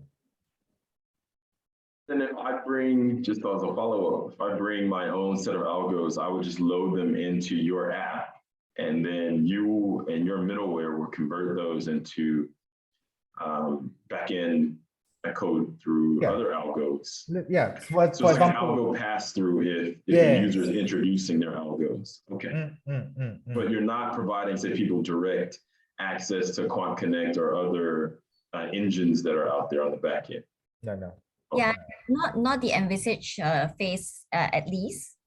Until we fully develop our product that we have in the pipeline, and then we can sort of explore that down the road. Let me say, yeah. Thank you all for presenting today. I will just, one quick question. Is there anyone else in the audience who has any questions, comments, or feedback for both Shankur and Lilian If not, I suggest you all take out your checkbooks or your pay now and let's scan their QR code and send them more assets under management here. All right, well, thank you. Well done, Shankar, Pavilion. Greatly appreciate it. All right, ladies and gentlemen, up next, we have Amit Raina. He will speak to us about blockchain technology and some of the more interesting use cases that are coming to market very, very soon. And so with that, Amit, please walk us through what you and your team created. And I'm sure there'll be quite a few questions for you at the end. Thanks a lot, Phil. And it was a wonderful presentation, Shankar. I would start my presentation with a wonderful thought. I mean, thanks to Phil and all the support that we got from the NUS FinTech Lab, we had been able to deliver a world-class blockchain-based smart contract-enabled technology, wherein we deal real estate contracts on the blockchain. And it just so happened like 2 weeks back, and Zuckerberg came with Metaverse. And with the Metaverse, I foresee the future of our company to be much wider in scope than what we have envisaged earlier. So I would just take you through the original thoughts that we had. And I would like to also add up to the thoughts that we are having now, since we can really launch our project into the Metaverse. So to begin with, we will go with what we are trying to solve in here. The mission here, so in the current context, we have a lot of real estate property dealing websites. We have a 99.co, we have Property Guru. The common grudge people have is not in terms of UI, not in terms of sellability, not in terms of the after services that they get, but as a seller or even as a buyer, the grudge would be the efficiencies in terms of reversion of the deal, how fast the deal is executed, and in terms of the cost which are associated. So the major component of the cost had been in terms of the brokerage fee. So what we did was we thought through where we can cut through the brokerage fee and how can we bring in a disruptive technology into the realm of business that is already present in here. So the beauty of the blockchain contract, the smart contract, is that we build in a trust. Inherently, there's a trust build up when there's a bilateral or multilateral transaction being dealt in the blockchain.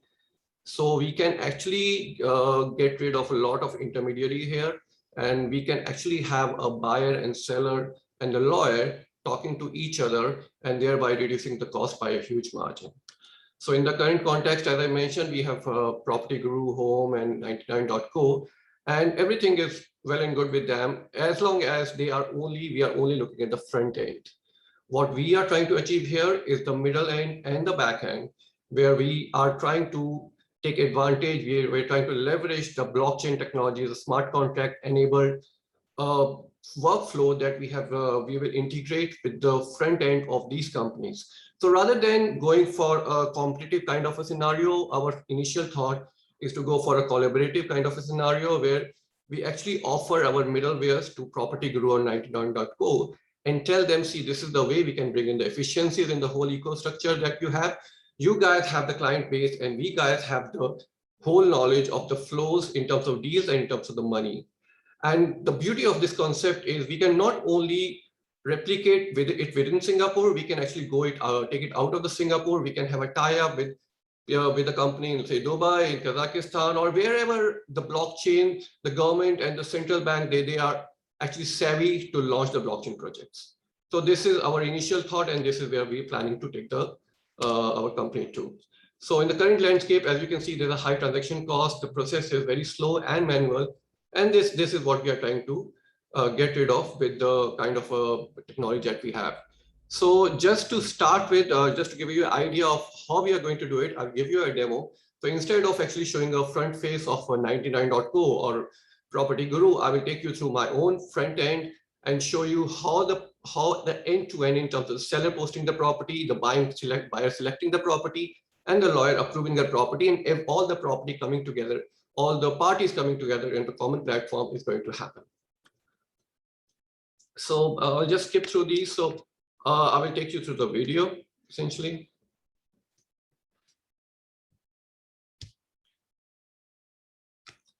So this is the final video that I have made up to actually give you a concise summary of how the deal flow will happen within our property portal.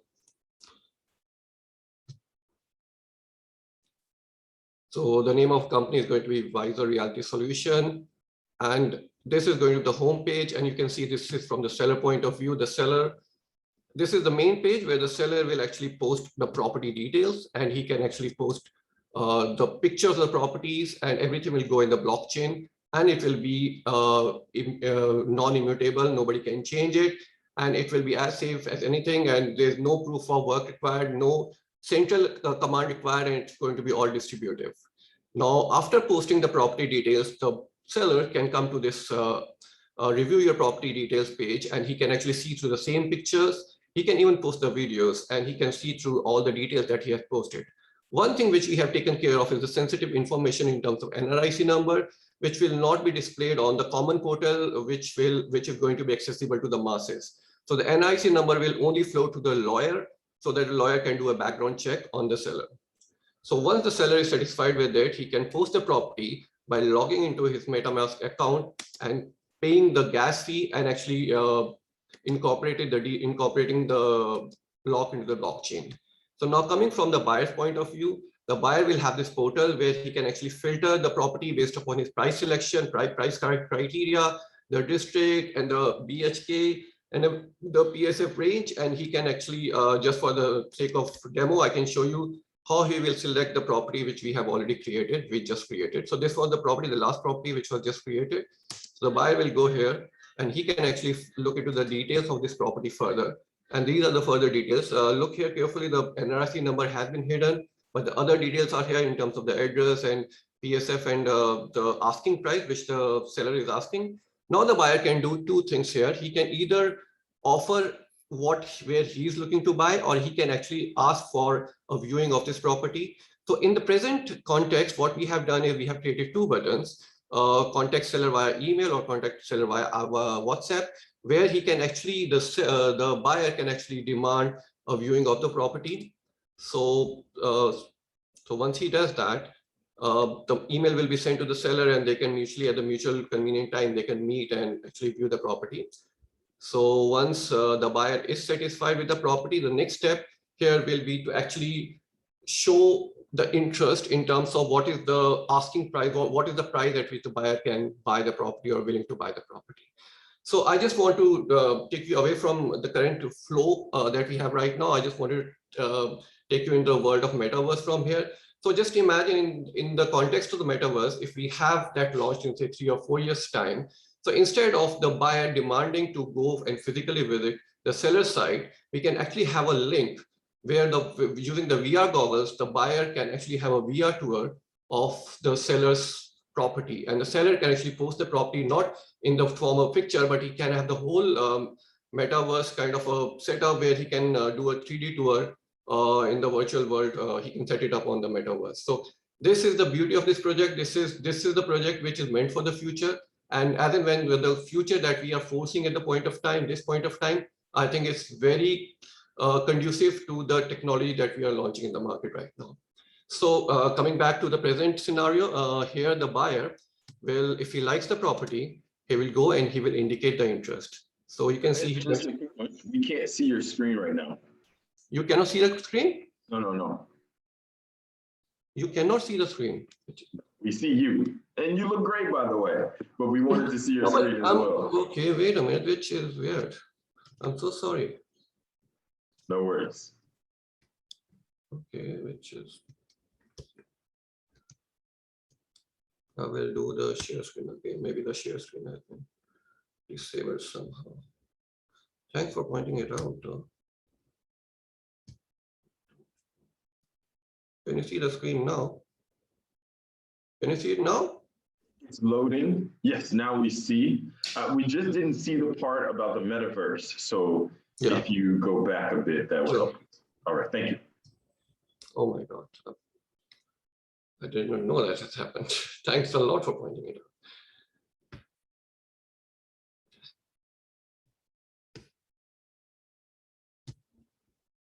So here I was talking about it. So this is the page where the buyer will actually choose the property and he can look into the property details. So here we have provided two buttons in the bottom where upon his satisfaction, the buyer can demand a viewing of the property. So he can actually drop an email to the seller and ask him to view the property at a convenient time. And upon his satisfaction, the buyer can actually go down to the listing again and he can show his preferred price where he wants to buy it. But in the future, so this is in the present context. So in the future, our vision is that the whole posting of the property can happen in the metaverse. So instead of buyer seeing the details of the property in text and seeing just the pictures of the property, the buyer can actually have a virtual 3D tour sitting at his home wearing the VR glasses, and he can actually do a walkthrough of the whole property. And in terms of posting the property, rather than just posting the static images, the seller can actually post the whole virtual 3D tour on the metaverse. So this is what gets me excited, because I believe that the technology that we are building right now, it is very conducive to the future that we are looking right through. And it might be in the present context, because we are talking about blockchain and tokens, it might be a bit ahead of the present scenario, but I believe that in the future it will be very much at pace with what we are envisaging, and it's something which gets me excited, because once we are into the metaverse world, blockchain is the way to go, because this will enable the contactless transfer of properties, the contactless transfer of money, and all the workflow where the human involvement is not required. So this is where I think our project will really add the value. So in the present, coming back to the present scenario where we don't have metaverse, we can see that the buyer will actually go back to indicating his interest. He will quote an offer price of 3.8 million rather than the 4 million which was quoted by seller, and he will send the transaction. Now again, because he's sending transaction, he has to log in. He has to log into MetaMask account, and he has to actually pay the gas fee.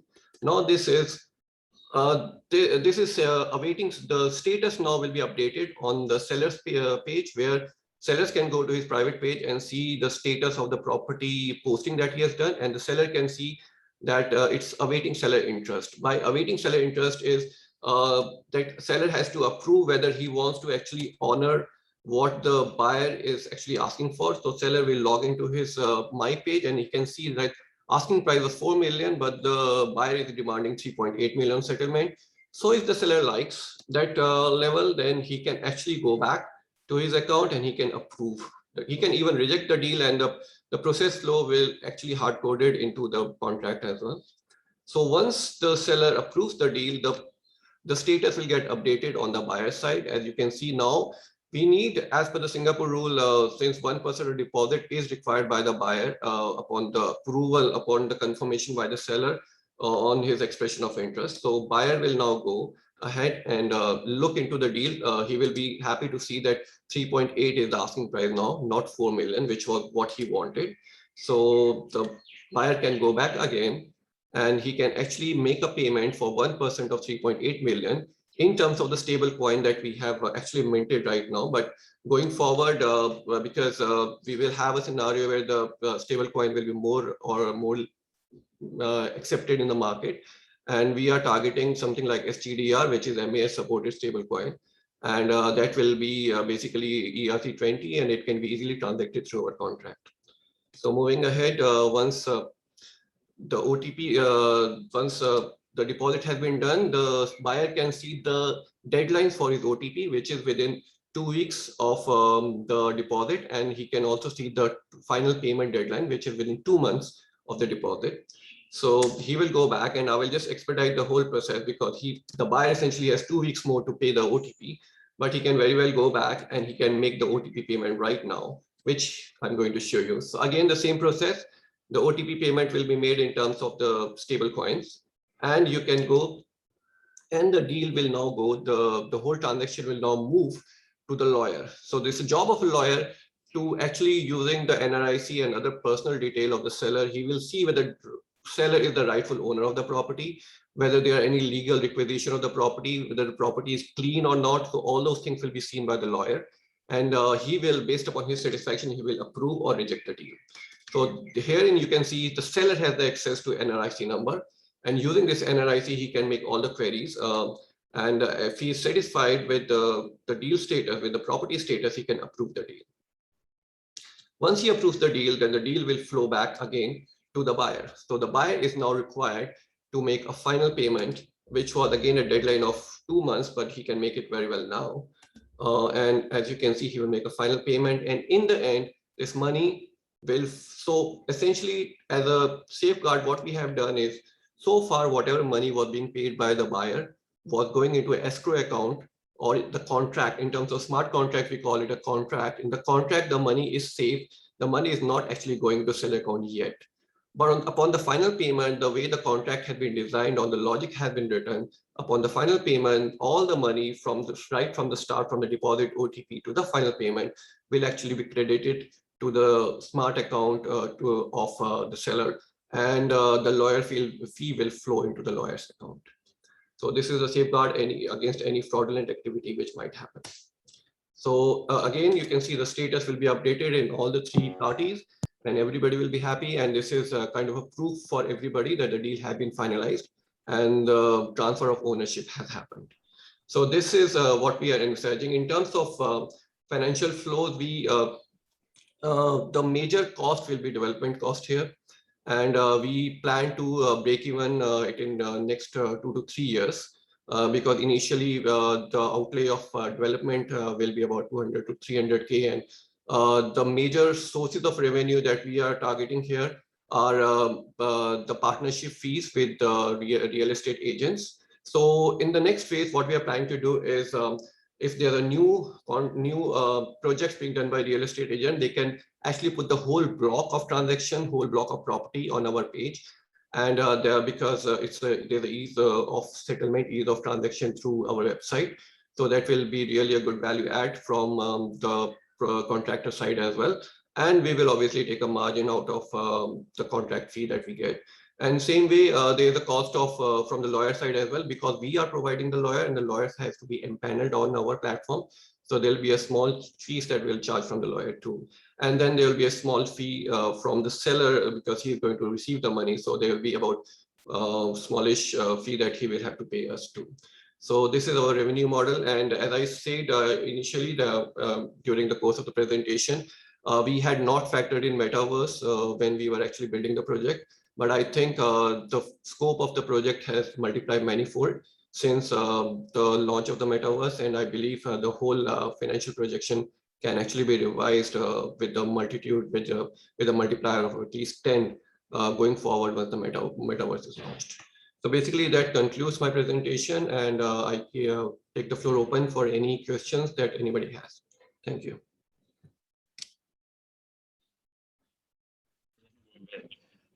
Please, audience, lead us here with your questions or comments.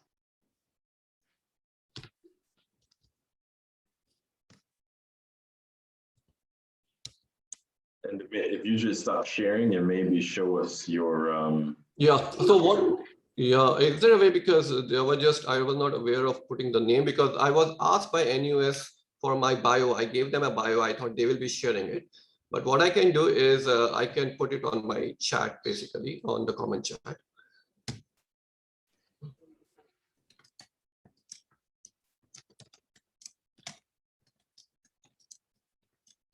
I liked how you said that you view this as kind of ecosystem growth, because you're helping now buyers and sellers move from a very labor intensive and physical only world to think about things like the metaverse and virtual tours. These days, when you see virtual tours, it's almost just like a video that sometimes doesn't load properly depending upon which website or user interface you're using. Yeah. However, I do like this idea of combining a metaverse with the sales processes for a real estate property, especially commercial property. When you were going through this project, I'm curious though, what feedback did your group receive from, say, real estate agents or potential buyers or even the banks?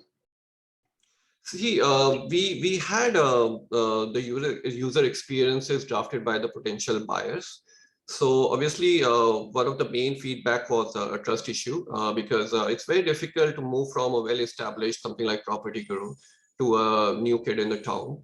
So that's so our initial thought was basically to launch our independent website where we actually competing with likes of Property Guru or 99.co. But then over the time we got a feedback from professors that it's better that we do a collaborative model because the scalability and extensibility is much more in that way. So yeah, so the user feedback was mostly in terms of the trust factor and the inertia to move from the currently existing models.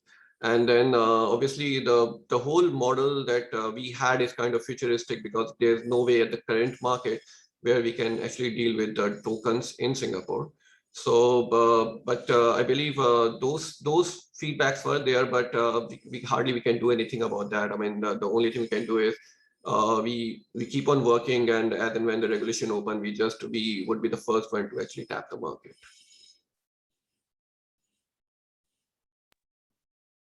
Any other questions for Amit?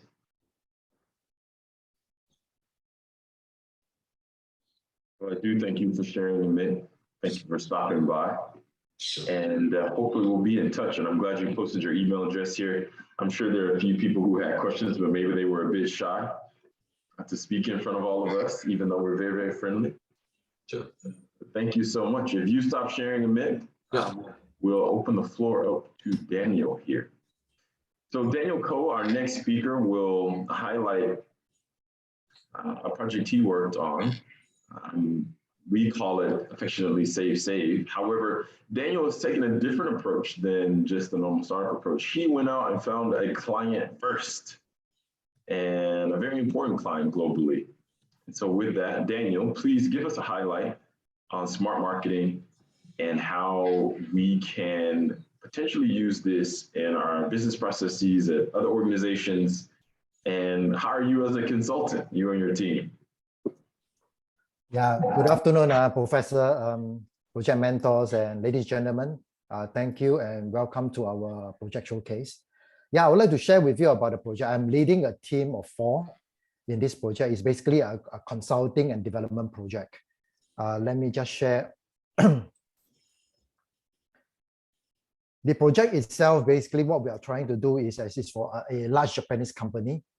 The agenda that I'm going to share will be just give you an overview about the issues that they are facing and our proposed solution and a demo. I think that's important for you to look at the demo and also a recommendation and conclusion for this project itself. So this is a 4 months project. It's about 80 days that we are doing with the customer. It's broken into 3 separate phases.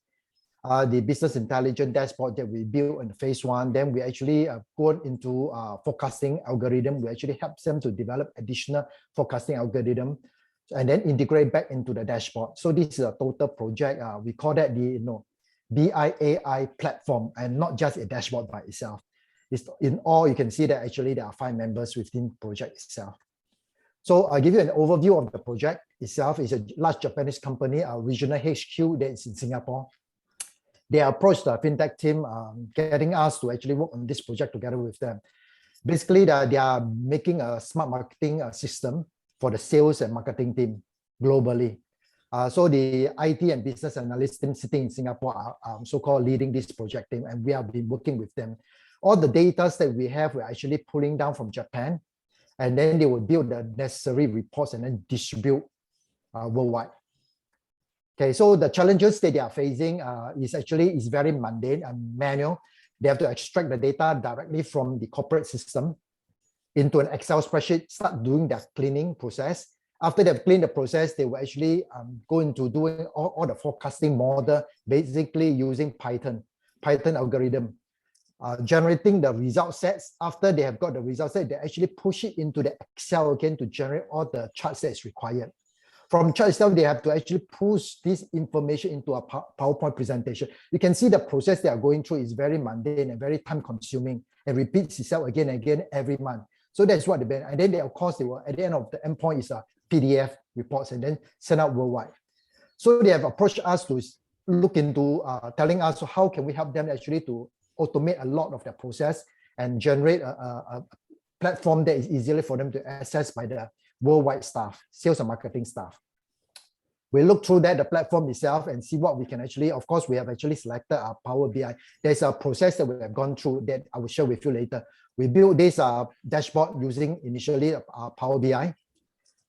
Based on the market analysis report that are currently generated, about 30 pages of reports, translate them into a dashboard itself. From the dashboard, we also work with them to build up all the different forecasting model. We have add on additional forecasting model as what they have currently already have, is to increase the accuracy of the forecasting model that they are going to build moving forward. Of course, at the end of the day, we are also looking into putting AI, artificial intelligence, into the whole platform itself so that they are able to do more analytics within the platform itself.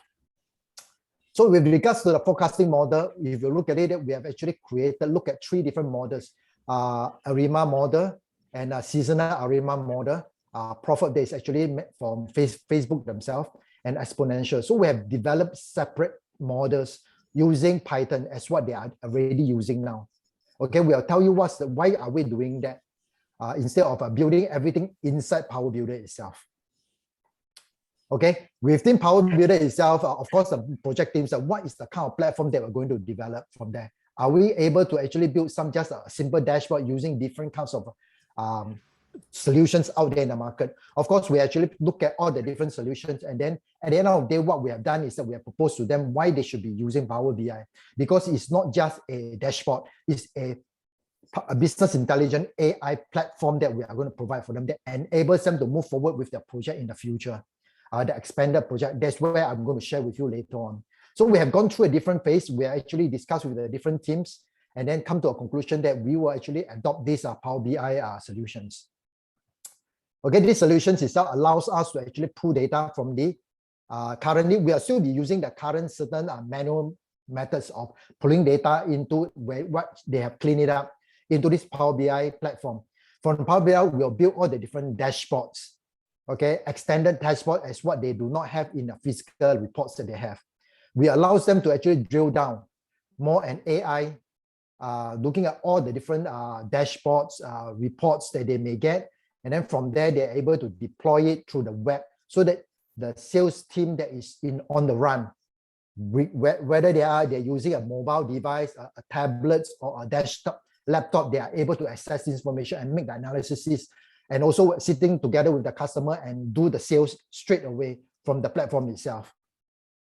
So what are the value added that we bring to them through this platform? Actually, it's a rich dashboard platform that allows them to do all kinds of reports. We have actually built about 2-3 reports for them, but there are numbers of visuals that they're able to create at a later time that they will be able to do it quite easily. They will publish the report securely and accessed by the different team members. They can deploy, as I mentioned, all the different platforms. We can even increase the data, the way that we access data at a later time, pulling directly from the headquarters. That is actually to improve their workflow. Instead of every time the salespeople say, yeah, I need those other information from different regions, what the sales team right now in the Singapore side will have to come into the system again, repeat the whole process, generate all the different reports based on the requirement. It's very tedious, and then they publish in the PDF and send it out to them. So they don't have a real-time information they can get access to it. So these are so we are improving the whole workflow itself and the real-time information available to them. Of course, with regards to the forecasting, we are still continuing to use the Python that they are currently already using it. But the advantage of this platform is that Power BI itself are enabled with a Python so that you can actually build your algorithm within the Python itself. Okay, so they can actually deploy on the cloud. Basically, once you go to the cloud, you can access anywhere, anytime. So that's the beauty of the whole solution itself. Of course, they will give them the ability to connect to various systems out there currently used by the sales team. Currently, there is only very specific data that's been extracted out and used. So that's where we are going to improve the overall sales and marketing work that they are going to do. Of course, so we have actually discussed with them. We understand that because it's a large organization, they are always having a lot of enterprise solutions. So Power BI is another enterprise solutions that they are raised from corporate. So there's a minimum cost to deploy. They just need to activate that and pull down the license from the corporate office and be used by the salespeople. So there's the advantage of us adopting these solutions itself. Okay, so what we'll do right now is that I will show you the demo itself about what we have created in this dashboard. Okay, hope that you all can see this dashboard. We have created this dashboard. Of course, I can't define the name, which is the customer. It's a large Japanese company. So in this dashboard, previously they have to have every single page with every countries. But because of the reasons of multiple regions, so they are able to generate certain sets of information from here. From this dashboard itself, we allows them to actually select the different sets of products because they have a 10-20 products line. So right now we are only loading a 2 product line within the product itself. You can select the product itself because right now there's only 2 is by default. These are the product that will be put in. From the 2 product line itself, there's multiple product that they have. So this allows them to actually do a click and choose what they want to see, which are the product they want to work on and look at it. So right now I'm just selecting one of the product sets and they can able to actually look at a specific country. You can see that it's in real time data I get updated in this form. They can actually select another region quite easily and generate the report. So as compared to the physical report that currently have, it's very difficult. They have to actually look through all the different pages.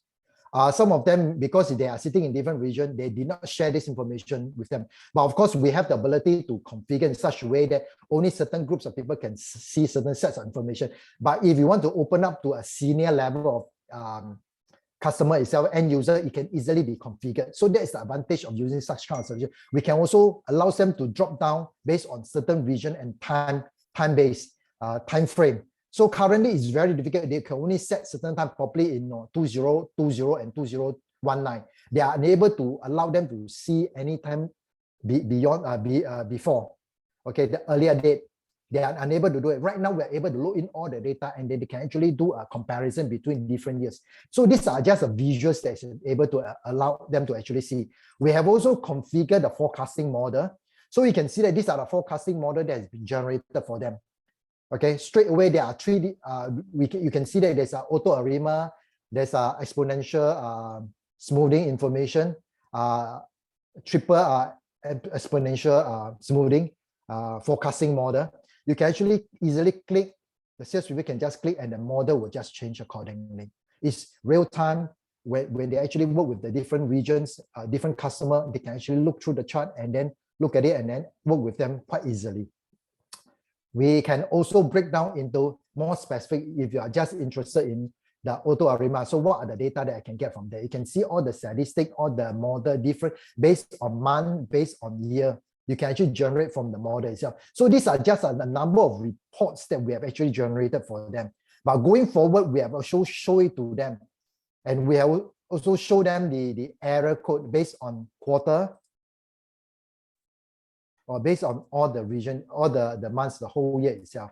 So these are things that we can actually generate very easily. Of course, if you look at the visual itself, these are just some of the visuals. Power BI itself have a lot of other visuals that's embedded. There's also third-party visuals that they have embedded within it. As you enrich the dashboard itself, when you create it, you can easily build more information for your salespeople to make analysis.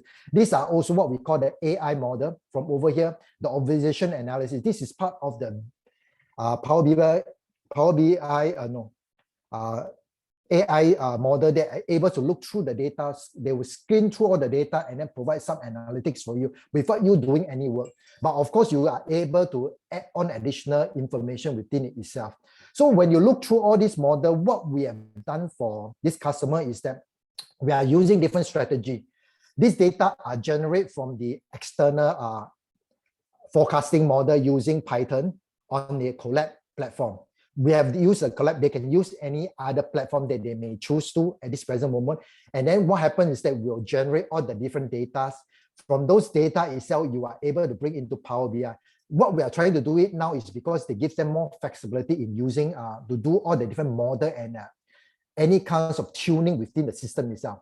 If you're using within Power BI, they have a bit more restrictive. It's just as what you have seen over here.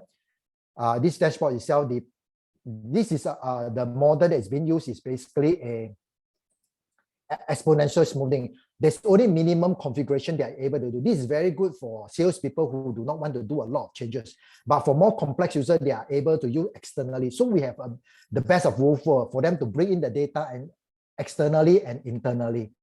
You can also see that Power BI, Microsoft themselves are embedding third-party solutions within it. So there are more models you can enjoy as you move forward. So that actually is basically the model that we are sharing with them. Okay, so that is what we have been sharing with them about the demo itself and what they have actually shown to all the business users. They are very pleased with the model that we have actually, the dashboard we have created, the platform we have created for them, and they have mentioned to us that they will adopt it and use it worldwide. So what enhancement we have actually shared with them also going forward, because it's just a 4 months project, there are more things that they can actually do. We also see that based on the data that they have, currently they are only providing 2 years data.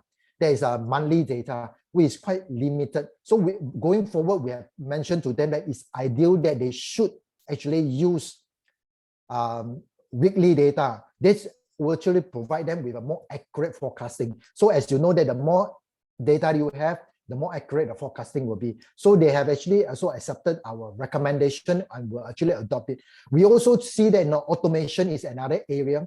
Currently, there's a lot of extraction and cleaning of data within the team itself. Going forward, they are also mentioned to us that they will connect directly to the backend system, and Power BI itself have a process that you can actually do some data cleaning, data cleansing, and then after that actually load into the system, completely load into the system, and load and build up all the different models that they have actually created in their dashboard. We are also looking into adding additional model, third-party model within Power BI. So this gives them the ability to enhance what they are trying to do. Also, we see that AI integration is part of the plan that Microsoft is actually telling the customer that they are embedding more AI within the tools itself so that they can do a lot of forecasting. We are also recommending them to look into, this is not just a dashboard, this is a platform that we are providing to them. They can definitely, at the end of the day, connect to the various system that they have, the ERP system, the Salesforce or sales forecasting system into this platform itself, so that they can actually do all the different reporting and analytics within the system itself. So we see that they are going forward with some of our recommendation, and they will actually continue to adopt it. And of course, we have also told them that there's a lot of more visual that they can actually build within the reports itself. This is very much a project that we've done with them. We did not have any commercial data numbers that we have shared, but based on the work that we have and our experience, we can see that if there's a 5-person team with 80 days of project, we estimate that it will be a $200 to $300 project that they can if they are to pay commercially. Okay, so this is my sharing. Feel free to ask questions that you may have. Thanks, Phil. I'm ready for a question. I greatly appreciate that. And one of the things that your presentation highlights is that sometimes when we think of fintech, everyone believes that you need to create the latest app or a new web-based user interface. But in this particular case, we know that fintech is just the improvement of financial processes with technology. And so you are helping legacy organizations that have been around for over 100 years improve their sales process with existing technology. And so I think that's very important for our audience to understand. We don't always need to create a new metaverse or a new app. Sometimes it is taking the off-the-shelf products and using them in a way that provides actionable business insight. So thank you for that. Thank you for your presentation. I'm just curious though, were you able to get that 200 to 300K out of the Japanese company for your project? Did they pay your group? I think probably the NUS should be able to charge them, correct? Okay, So, good man. yeah. You're going to cut the university in on your project. Okay, Yeah, okay. that's right. You're making a donation for future education here in Singapore. Correct. Phil, I totally agree to you.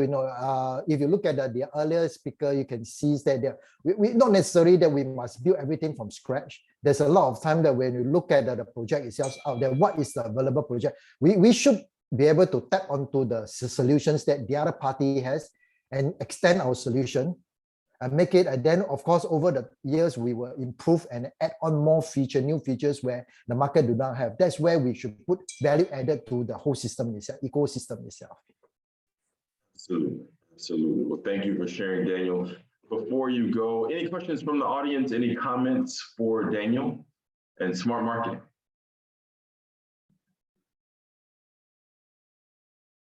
Any questions there?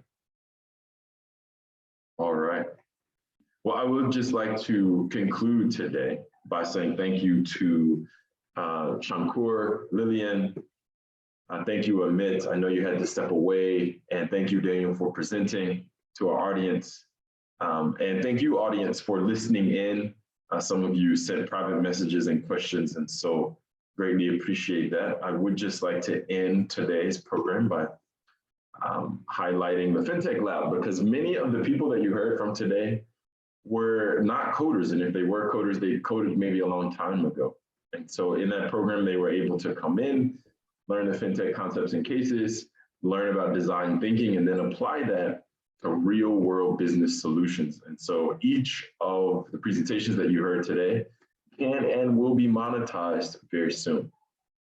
Well, if there are no other questions, comments, or any input from our audience, I'll end this session of the Singapore FinTech Festival at Pavilion. And we'll see you at some of the other venues here online. Thank you all. Have a good day. Thank you, Phil. Thank you for all your Thank you, everyone. presence. Thank you. You all were amazing. Thank you. We'll be in touch. Bye-bye.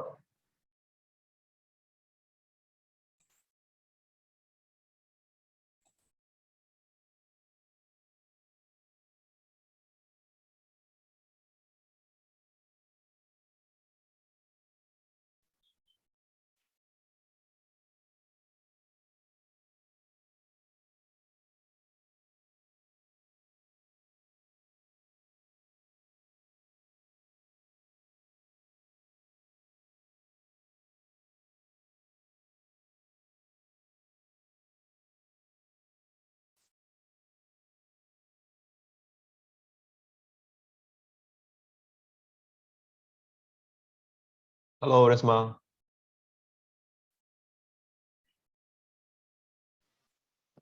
Hey, hi, KTS. Wow, what a long day. Almost Yes, finished for the but the first round day. table was very nice. I really liked Dean's. Din Tong, right? Yeah, I really liked him speaking. I really Yeah. liked that. I like Danny Core profile where he moved from, from PhD in physics and wow. Yes. PhD in physics, learn more and more and become less and less.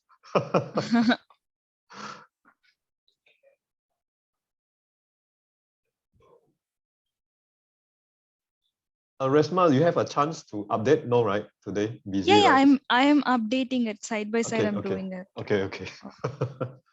See, I'm actually working on that only. Oh, okay. But I've updated 50%. Other 50% is remaining. I'm doing it now. okay, but I think Raymond have not updated the rest yet, right? For No. Okay. No, Anyway, we no. just update what we received from him first, lah. Yeah. I've completed 50% of the work. Remaining, I'll do it now. Okay. Thanks, Resma. No problem. Roundtable discussion still have one person. Wow.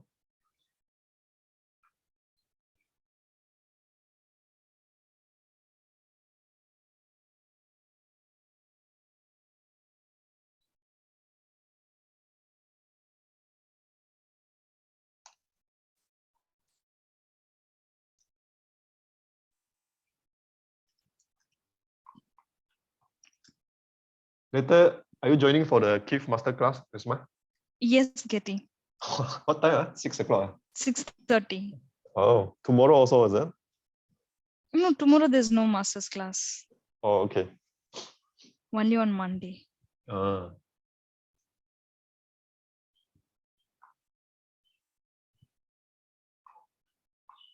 Well, I think the fintech in the new norm, quite a lot of people, yeah. Let me go there.